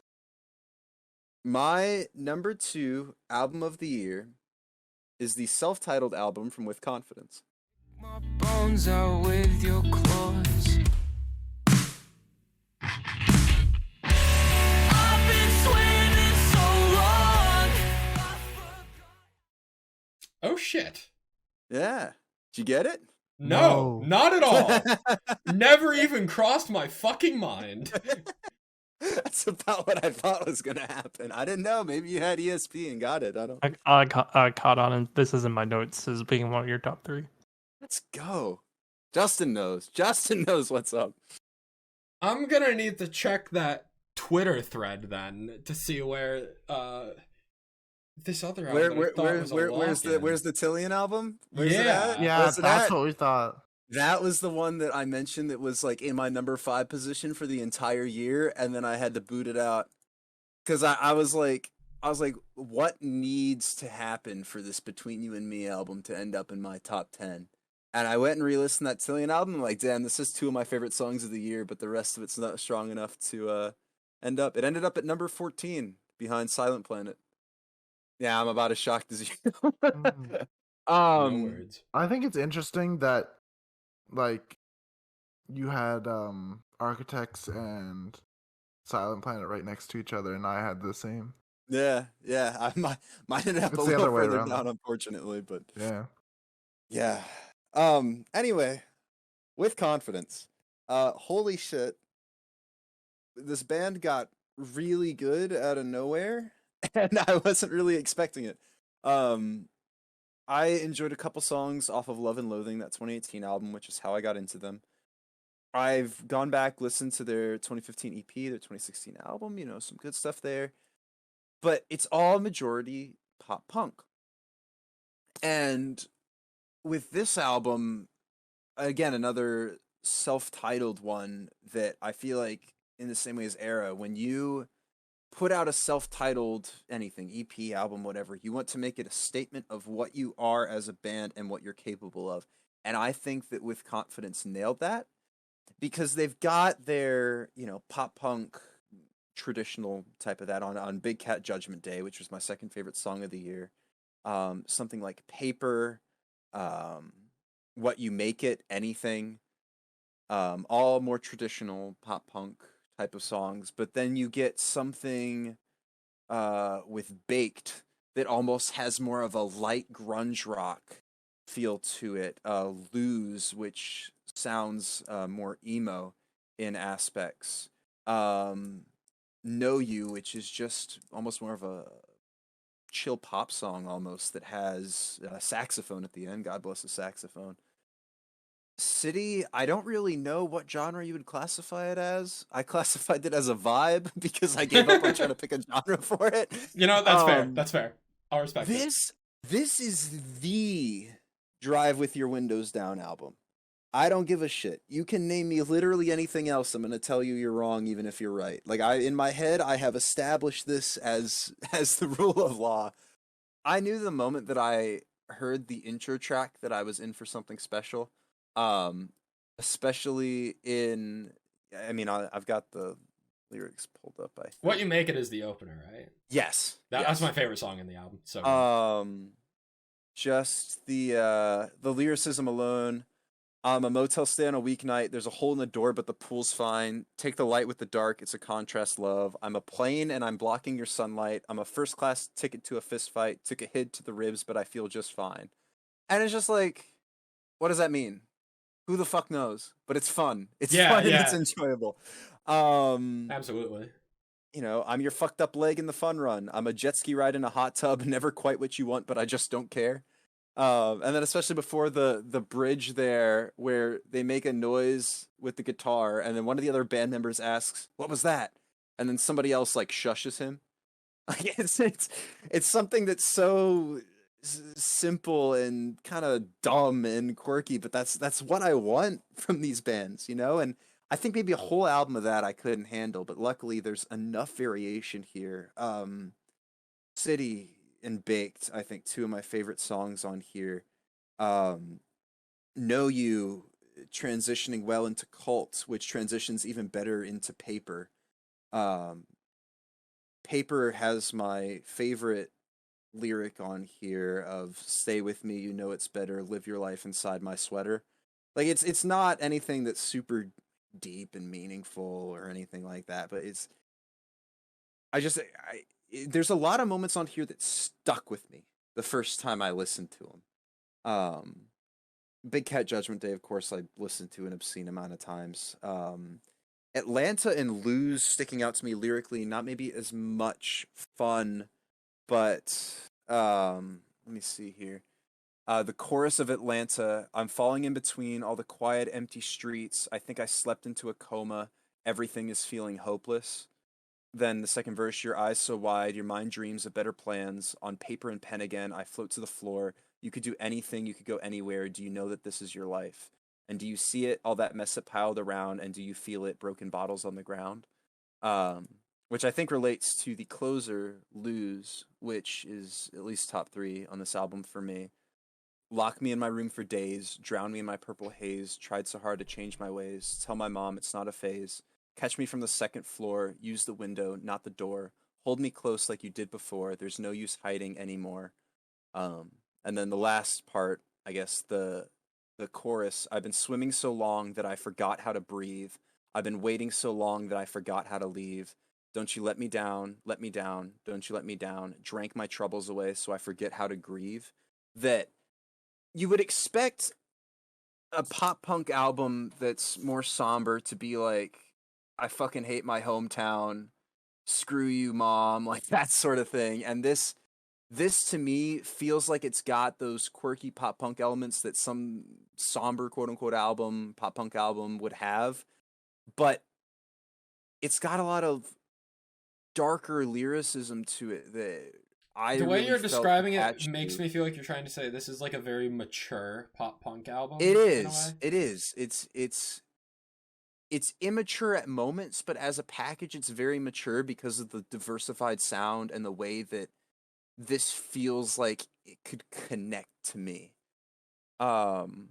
Especially with the way at the end of that closer, don't tell me nothing falls. I forgot how to breathe, getting repeated over and over again with the I forgot how to breathe becoming steadily more and more desperate. I definitely listened to this album more times than I listened to any other album this year, and it's probably not particularly close. Another one that maybe not to the extent of You Stay by the Sea, but that I could just put on when I was doing anything and just listen to it for the hell of it. About made my car ride to and from work. I'd listen to it at work. I'm doing something at home. I can put this on. I mean, this stuck with me in a big way. And I'm really, really excited to see where With Confidence goes from here, especially because, I mean, like you said, it's a mature pop punk album. They've matured in their sound. They're feeling confident in showing us that, look at all of what we can do. And unfortunately, I mentioned the trend, right? And my number 2 album of the year is the one that I can't pick a flaw out of, and then I end up listening to it 5 times in the next year. We call that the Rain City Drive Award. Because I deadass have not listened to Better Days more than like 3 times this year. That's so true. Yeah. I have a seeking suspicion that this may be the same, but for the amount of time that I was able to spend with it this year, I'm really grateful that I had it. Who knows? Maybe it'll break the trend. We'll see. But yeah. So my number 2 pick, self-titled album, With Confidence. Good pick. All right. My number 2. Y'all know who's coming. Is This Place Will Become Your Tomb by Sleep Token.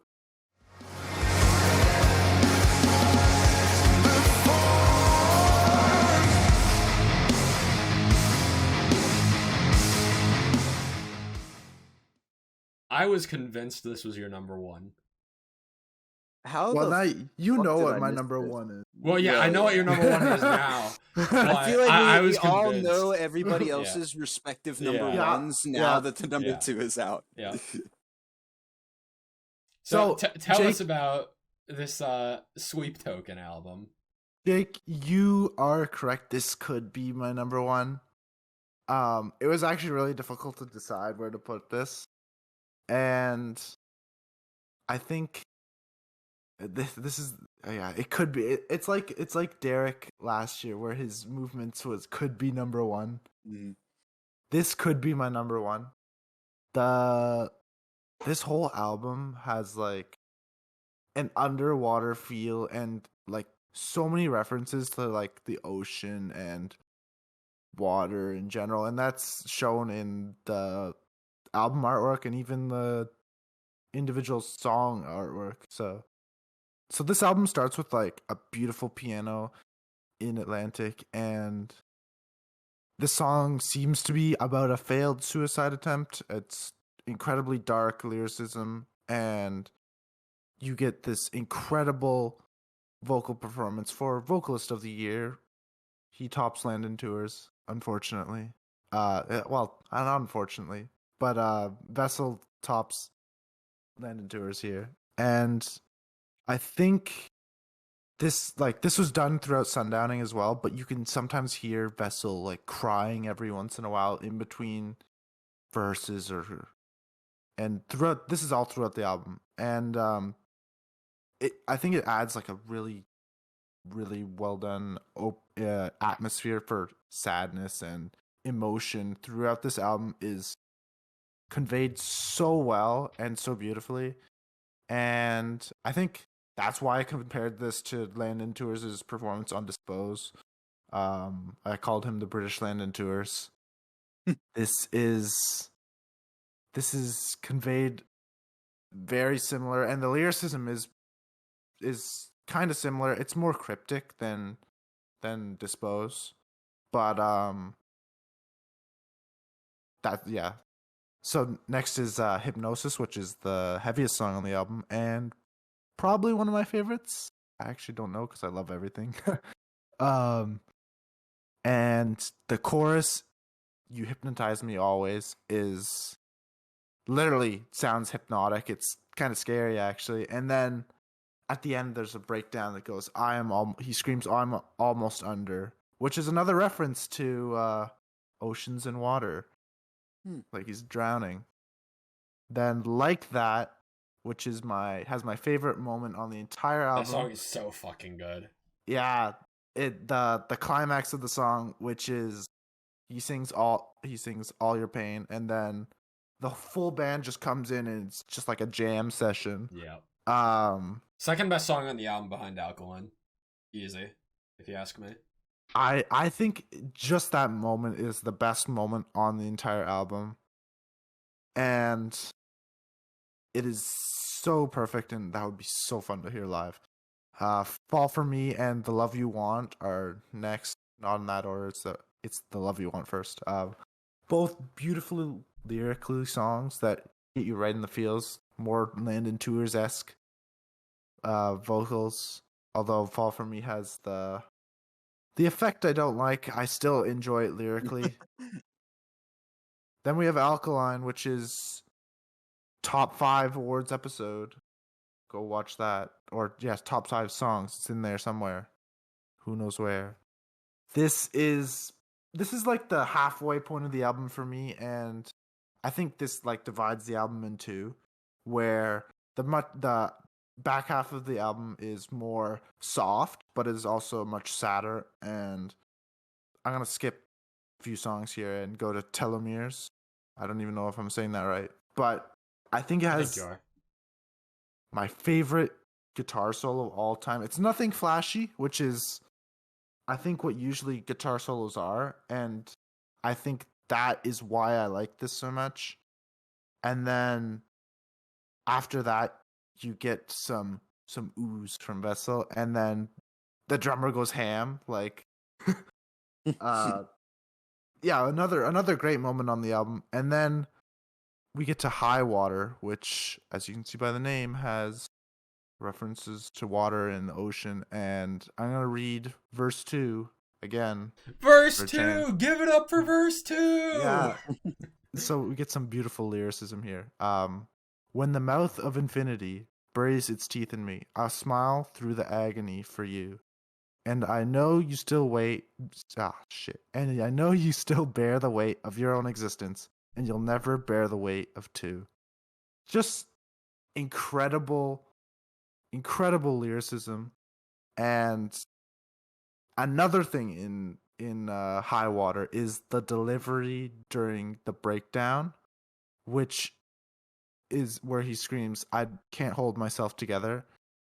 And this sounds like an emotional breakdown and an instrumental breakdown, so I called it Breakdownception. Um, and then lastly, we close with "Missing Limbs," which Yes. my brother has actually like taken like a shine to the song, and I've heard him like spamming it in his room. Good. It's the best song on the album. I wouldn't say that, but it is a good song. He even said he wants to eventually learn it on guitar because he Oh. plays. King. Yeah, but during the review of this album, I think I tried to compare this to Bloodsport too much, and that's not I don't think that was the way to approach it because comparison is the thief of joy. So I think in context of the album, this is a great closer, and I've seen live videos of this song where it's just Vessel on stage and he's with the guitar, and it's absolutely like amazing. Yeah, then we get so much emotion in his voice with lyrics. I'm gonna read some right here. Give me a sec. Yeah, because it's the last bit of the song. It's chorus 2. Cause it still makes my blood run cold to remember what I did before, the stories that you never told to me. And it still makes my blood run thin to remember what you are to him. And I live like I've got missing limbs for you. Just oh my god. And the delivery on in the wow. He's got like a waver in his voice, kind of like Landon Tours, I'm gonna say it again. Yeah, vibrato almost. Is that what it's called? I didn't I even think know. so. That's my understanding. I don't know. I listen to music because it sounds good. I don't know any of the technical shit. Exactly, dude. True. Yeah, but he puts like a it almost sounds like insecure, almost like a I don't know how to explain it, but it's a cool emotional effect, and this is the Dispose of 2021 and probably one of my top albums of all time, and it should be my number one because it is my most listened to release of that was released this year, and that is I'm right. Check. that is it. That is my number 2. For time's sake, do we want to just move on to the number ones? I think we do. Yes, sir. All right. I mean, it was barely a secret in the first place, but No, it was never a question. it's time to reveal the secret or the secrets. My number one Holy album shit, of the the new year. Secrets album. Number one album of the year is "Dark and Beautiful Secrets" by Normandy.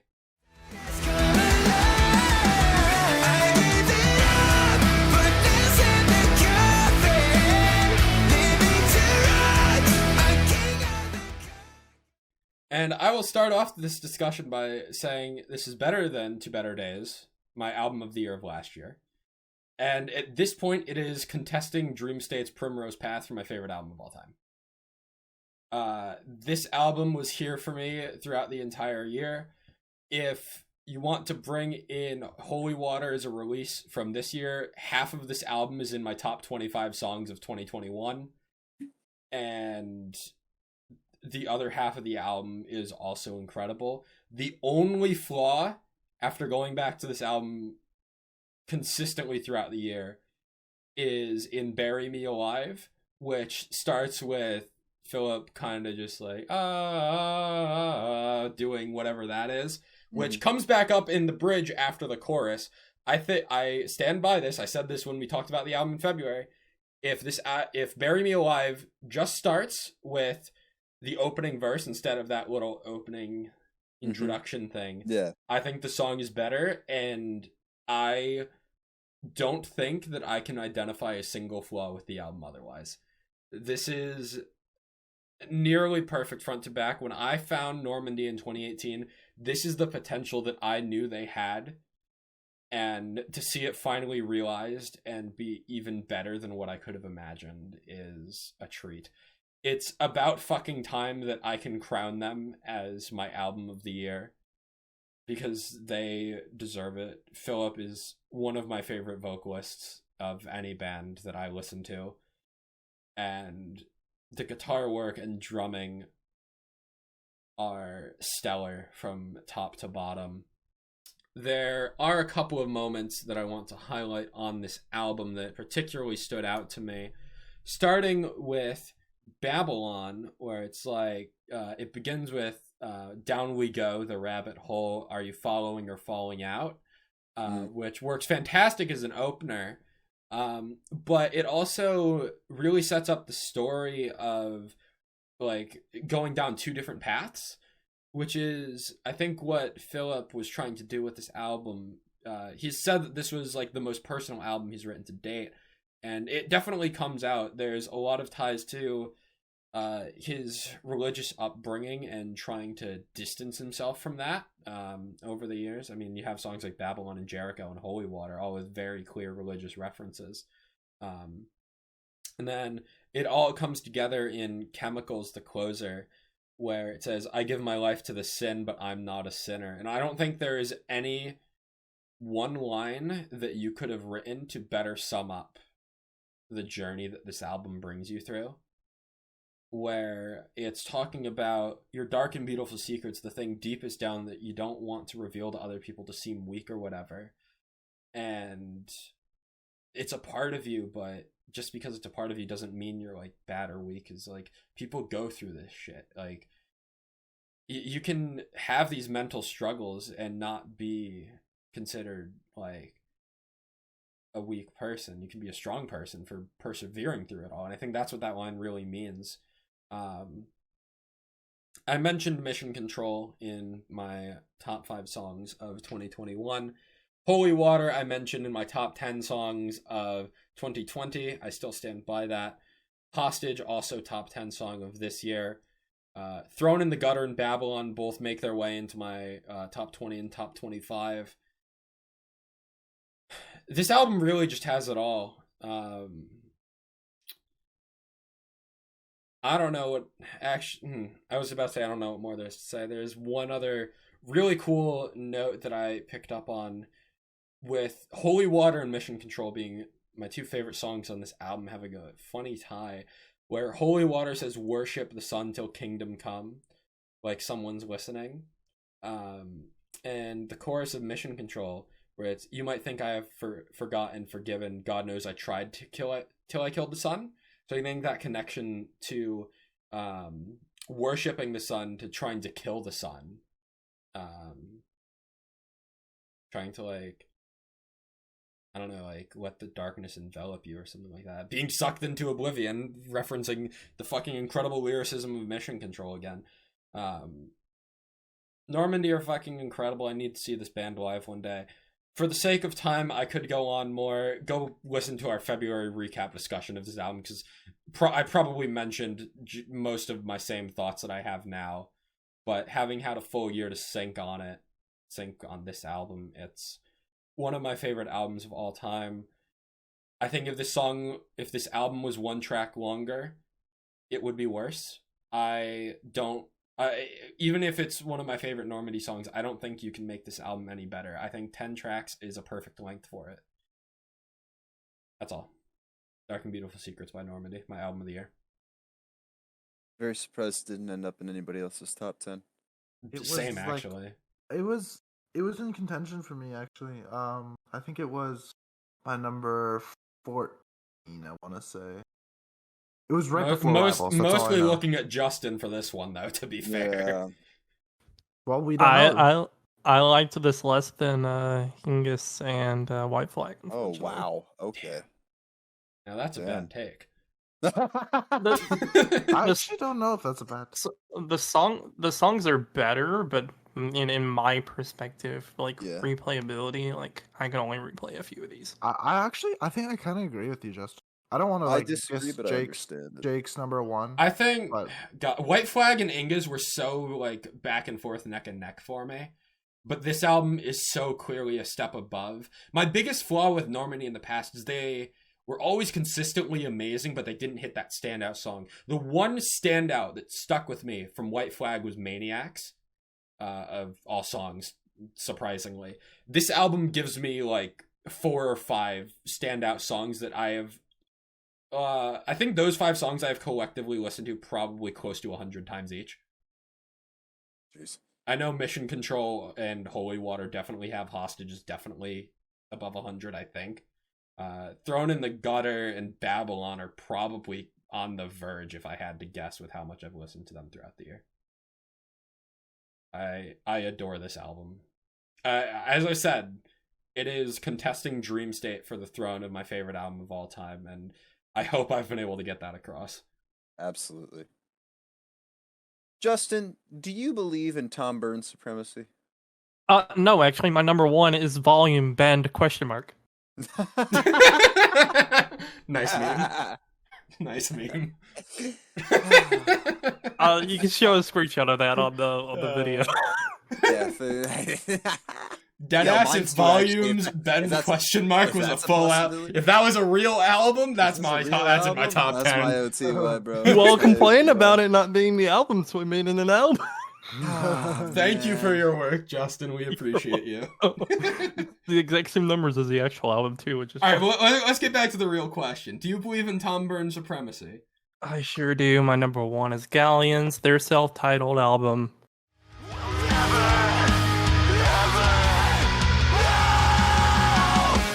Wake up in a cold sweat. Say, baby, don't you Surprise, surprise. No, it's a nobody's surprise. Nope. Check. Oh shit, the Cool. check. So this album all is knew. this album is special for me, not because of Tom Byrne. It's because I actually like witnessed the full like creation of this album. It's like there was I think a Instagram thread or something of Tom uploading a lot of clips and stuff, and like going through all the songs and trying to find where those pieces are of like where those clips came from. Like the start of, I think it's start of Better the Devil, you know. And then When in Rome was like the ending part. Like there's so many different clips that he took and basically pieced these this album together, and also create this like fairy tale theme, while also basically defining Galleons right here. And not saying this is where their sound is going to be in the next album, but like if this is Galleon's sound, they did it perfectly. It's the right blend of that kind of like swancore sound with like the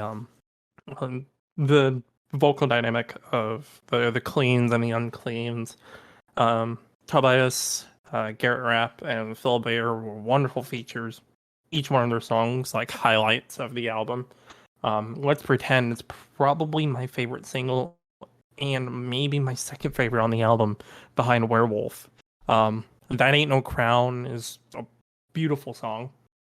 Very replayable. I especially love the part where it goes, where after the third verse, it goes into, I wake up in a cold sweat. You say, baby, don't you fret. We'll make it a promise. Yes, I promise. And then it leads into the chorus, or I guess that's the bridge. I don't know music either. Yeah.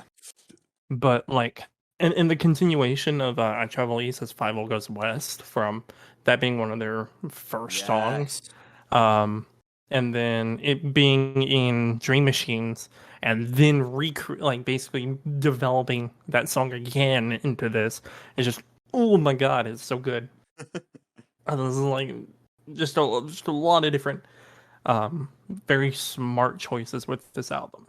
Werewolf being still my favorite of the album, but When in Rome has also kind of grown on me a lot. I love the slower pace to it, but also adding a bit more in the cleans side of it. Young Blood is just a really good song. I love when you give the features a lot of space, and Tom does that great in both his projects. And Tobias has a lot of space to really bring that novelist flair. Good to see Phil Bayer again after the Time Evaluator, and it's good to see him doing it again in Valiant Hearts. Wonderful, wonderful songs. Basically every one of these is on repeat, except funnily enough, The first two singles, I think, Hate the Player, Not the Game, and no, Playing with Fire is such a cliche, wasn't an earlier single, but it's still one of the ones that's not in my constant repeat. And I think I will say Casablanca is maybe my least favorite, but that's just because I don't, uh, I don't like Tom uncleans when they're a focal point. I like them as a backing track. And like a whole verse of him doing uncleans, I felt kind of detracted the song from a little bit. Yeah. But everything else is really good. And I didn't think that anybody could ever emulate Johnny Craig. Like I just did not think that was possible. Like that Emerosa era of Johnny Craig, I didn't think it was gonna happen. And then you get a Travelese as Five Goes West Part 3, and it's like, oh, okay. This Probably we're the going most back to memorable song from 2010. that album for me. Yeah, it was that and Werewolf for me were the two standouts. This is such a nostalgic sound that gets captured Right. so perfectly. I don't know. I don't know how he manages to do it. This is just, I mean, it's impressive.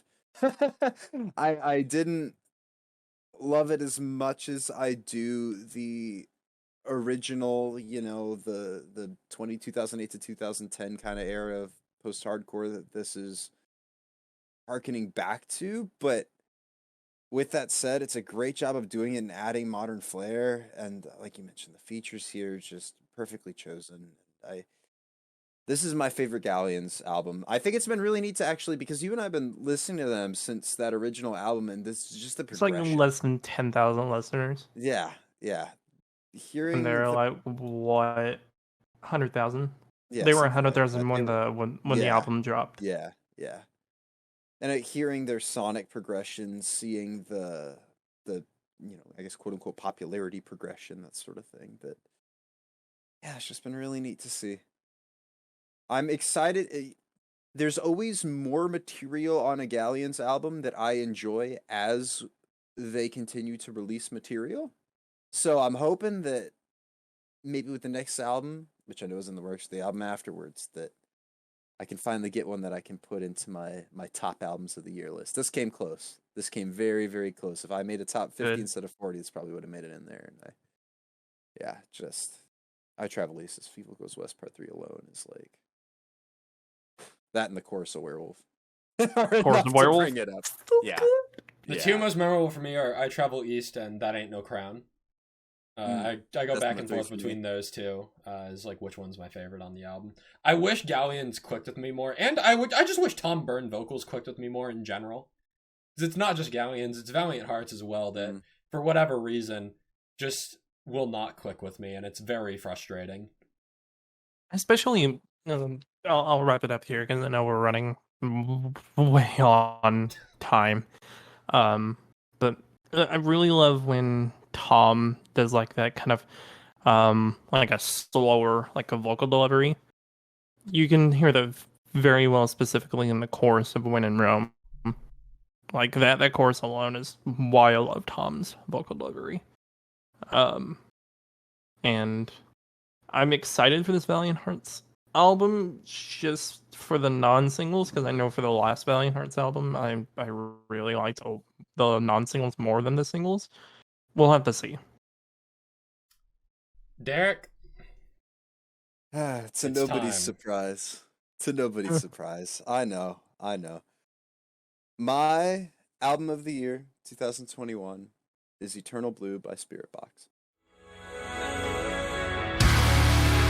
And what's left of me, a cavity, at least the space is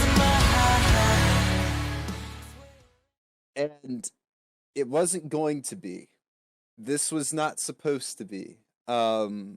When I first heard this album, Night of, this was my number 3 album of the year, behind You Stay by the Sea and the self-titled From With Confidence.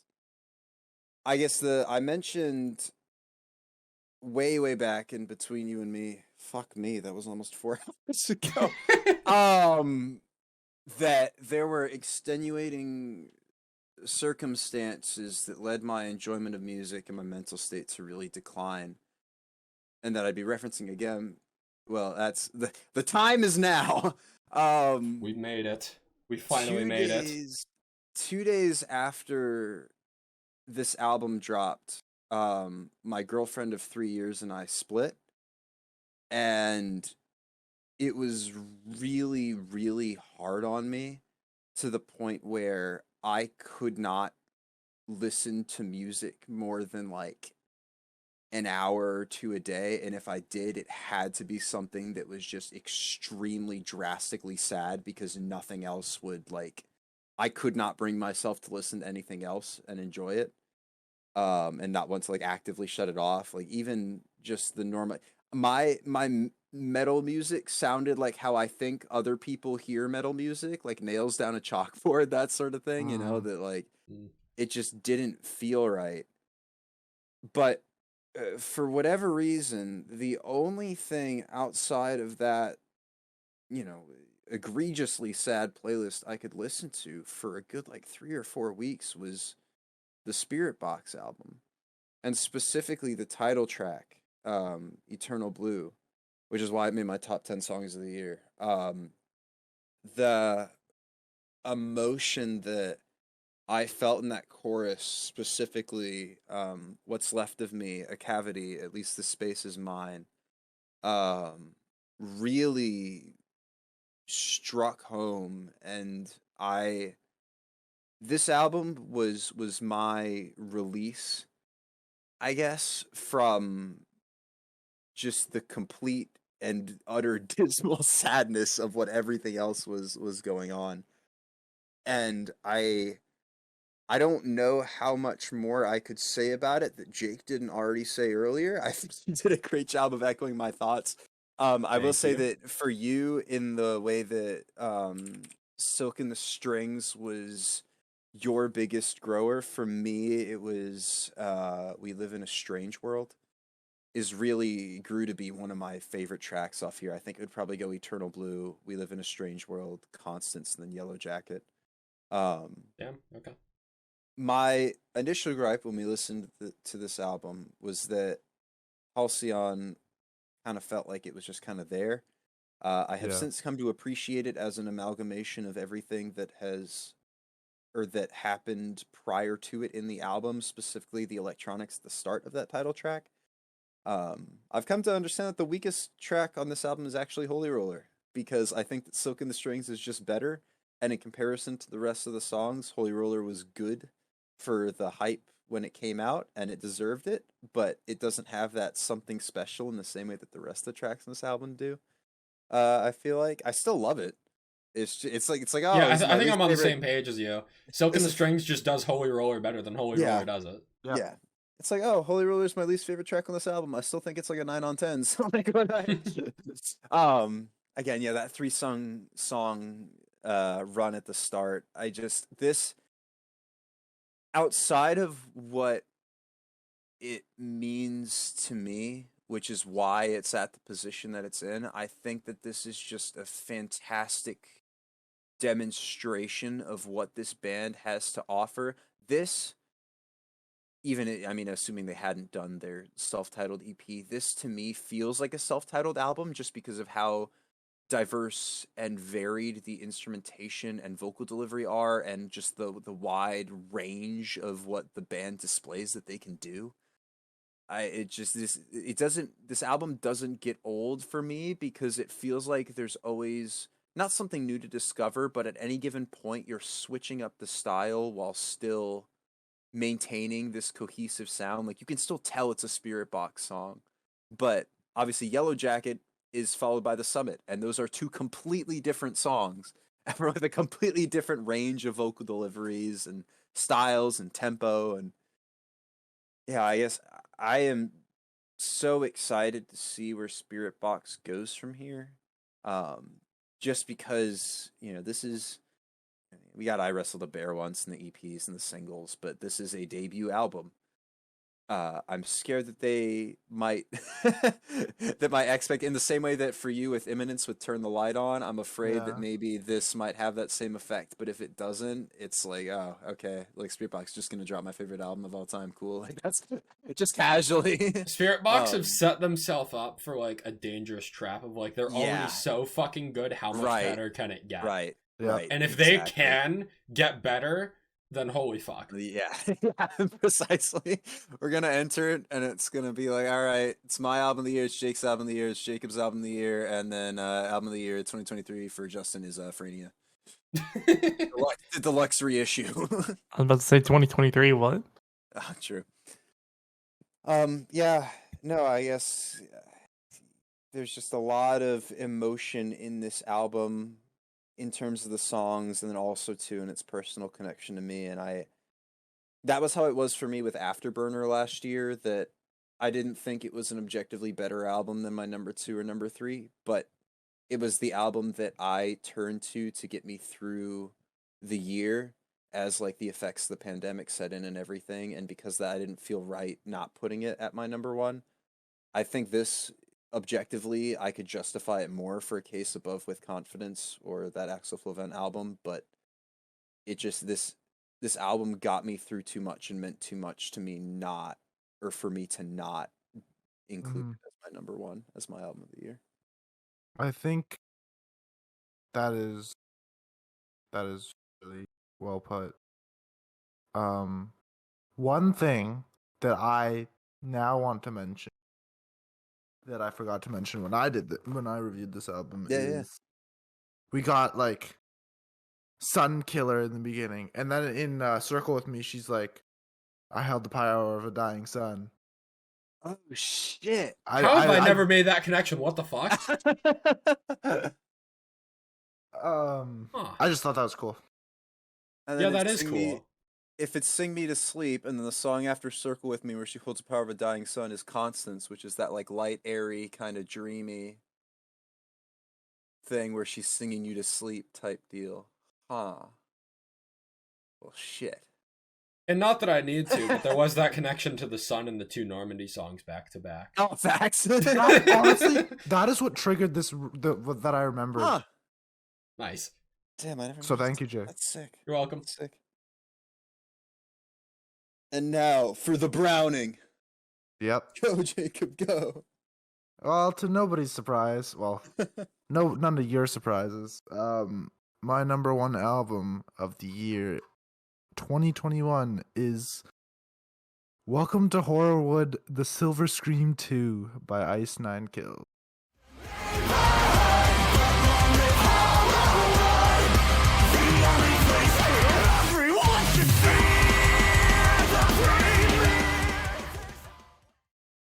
Dun dun dun. Plot twist. Yeah, you guys knew this was all coming. And I think this is the perfect sequel to the Silver Scream, and which was my album of the year in 2018. My album of the year should have been Disposed, but I did not hear that album until 2019. So at the time in 2018, Silver Scream was my number 1. Just to preface. So this album improves on like all the faults that the Silver Scream had, and with a almost entirely different lineup, which I think is pretty impressive. And while I do miss JD's vocals on some of the tracks, I think the diversity of the 4, because this band has 4 vocalists now that do like screams, and then Spencer does all the singing, and I think the diversity of all 4 of them is a good replacement for JD. And this album starts with Opening Night into Welcome to Horrorwood, which is the best way to open a concert. Like, holy shit. Hearing that as the first song to Best song on the album, by the way. best opener on the album. Okay. As opposed to. I mean, you're not wrong, but there's also not a wrong answer. I love the way it starts so slow and then all the energy builds at once. Yep. That it's is so good. one of my favorite things that Ice Nine Kills does. So how's this And- for an establishing shot? Exactly. That is another good moment. But I think I like the breakdown at the end of Welcome to Horrorwood more because this literally when he screams welcome back is I think it's a great way to open a sequel album. I think saying welcome back and the way it is delivered is just one of my favorite moments on this album. There are many though. Next I'm going to highlight Funeral Derangements, which was my favorite of the singles. I don't think we really talked about it though in our review. I don't remember. And then, which is a good blend of heavy and melodic, and the orchestral elements in this song are haunting. Before you move And- on, I just want to say I don't even like Funeral Derangements, but the other day I just had Sometimes Dead Is Better stuck in my head for like 4 hours. That's Just that line of Sometimes Dead that is is better. that is literally taken from Pet Sematary. So I've never seen that movie, so yeah, I'm not that much is- of a horror movie type of guy. Neither am I, but this band like gets me into that kind of stuff. It's kind of interesting. Yeah, my favorite. I'm gonna read some lyrics from verse 2, because I like delivery on the breakdown, and so the end of verse 2 is nothing here is set in stone, and then in the post verse it goes create, cremate, all hail the cemetery, and the delivery on set in stone is like so frantic and fearful, and it sounds it just sounds so frantic and fearful, and then it goes straight into a breakdown, and I love this breakdown so much because of the music video where the knife stabbing is literally synced with the beat of the breakdown. And then Rainy Day is a perfected version of Savages or Freak Flag from the Silver Scream, and then with all right references to like video games in general. I know it's about Resident Evil, but I think it's mainly just like a video game reference. And then Hip to Be Scared is fun as well, with basically perfectly describing the entire movie in a 4 minute song. And then the hilarious mosh call of "Hey Paul." I'm gonna skip to Fly, which is a better sounding World in My Hands. I think, actually, I wouldn't say it's better. I'd say it's about equal. Not better any or worse. Both are great, and I think it flows super well into my second favorite track on the album, which is Worst Vacation, and probably my favorite 3-song run ever is Worst Vacation, Ex Mortis, into Farewell to Flesh. Farewell to Flesh is such a good closer. It is. I need to spend more time with that song. I kind of got obsessed with Welcome to Horrorwood and then forgot about how good that closer is. I think Worst Vacation is full of puns, and it's hilarious. Like, worst is spelled like the German word for sausage. And then the breakdown is in verse 2 again. I think it's hilarious because maybe because I'm not American, but grab the drill, grab the axe, the fun has just begun, and going old school, a gun is too American. The delivery on that and the line is just, I think it's just hilarious.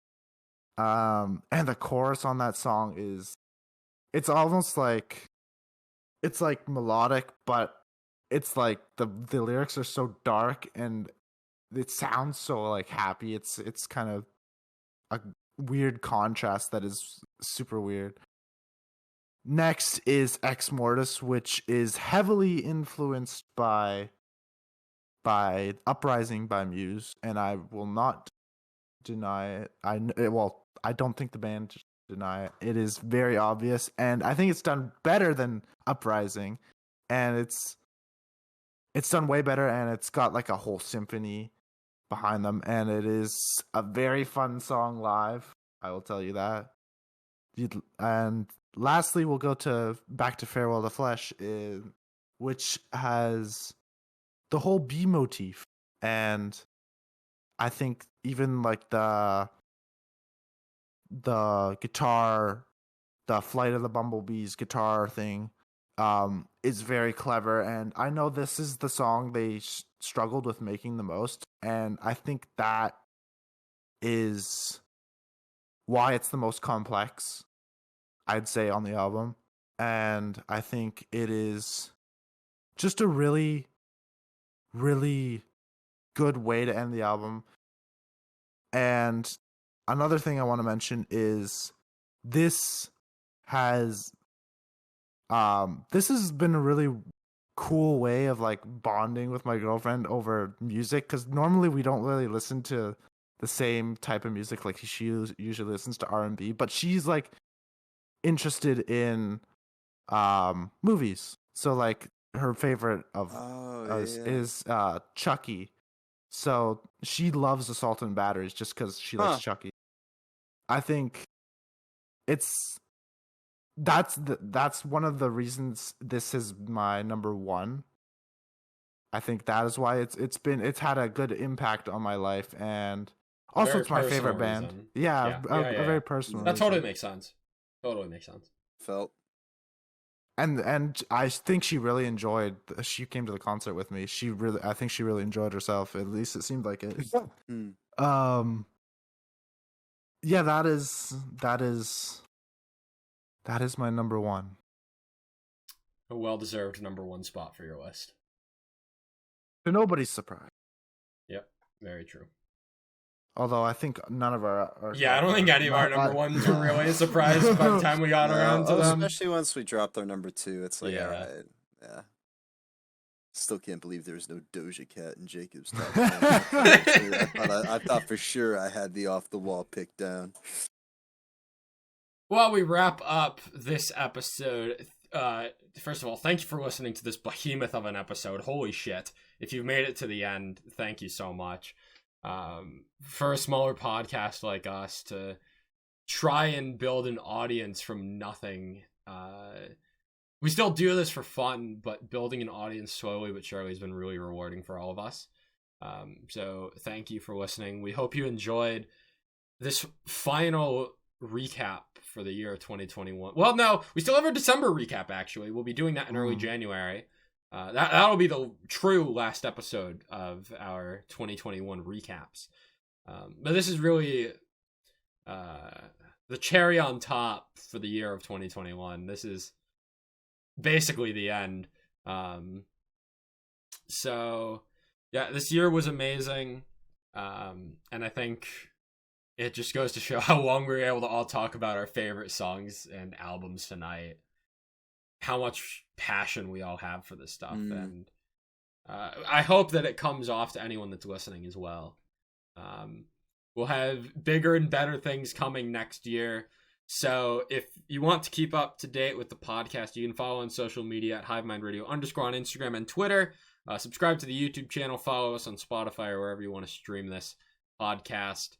The last thing I want to mention, unofficial runner-up, Ad Infinitum Chapter 2 Legacy, an album that I listened to just over a week ago and nearly cracked my top 10. Probably my number 13 at this point. Shout out to Cryodos. True. Max.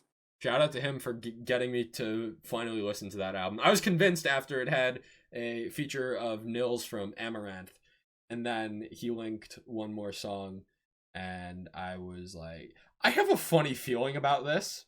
I had a really funny feeling after hearing just 2 songs that it might crack the top 10, and I wasn't too far off. I think if I listened to that Ad Infinitum album when it came out in October, it might have cracked the top 10. And then the Concrete Castle's prophecy of it barely missing out on my top 10 would have come true.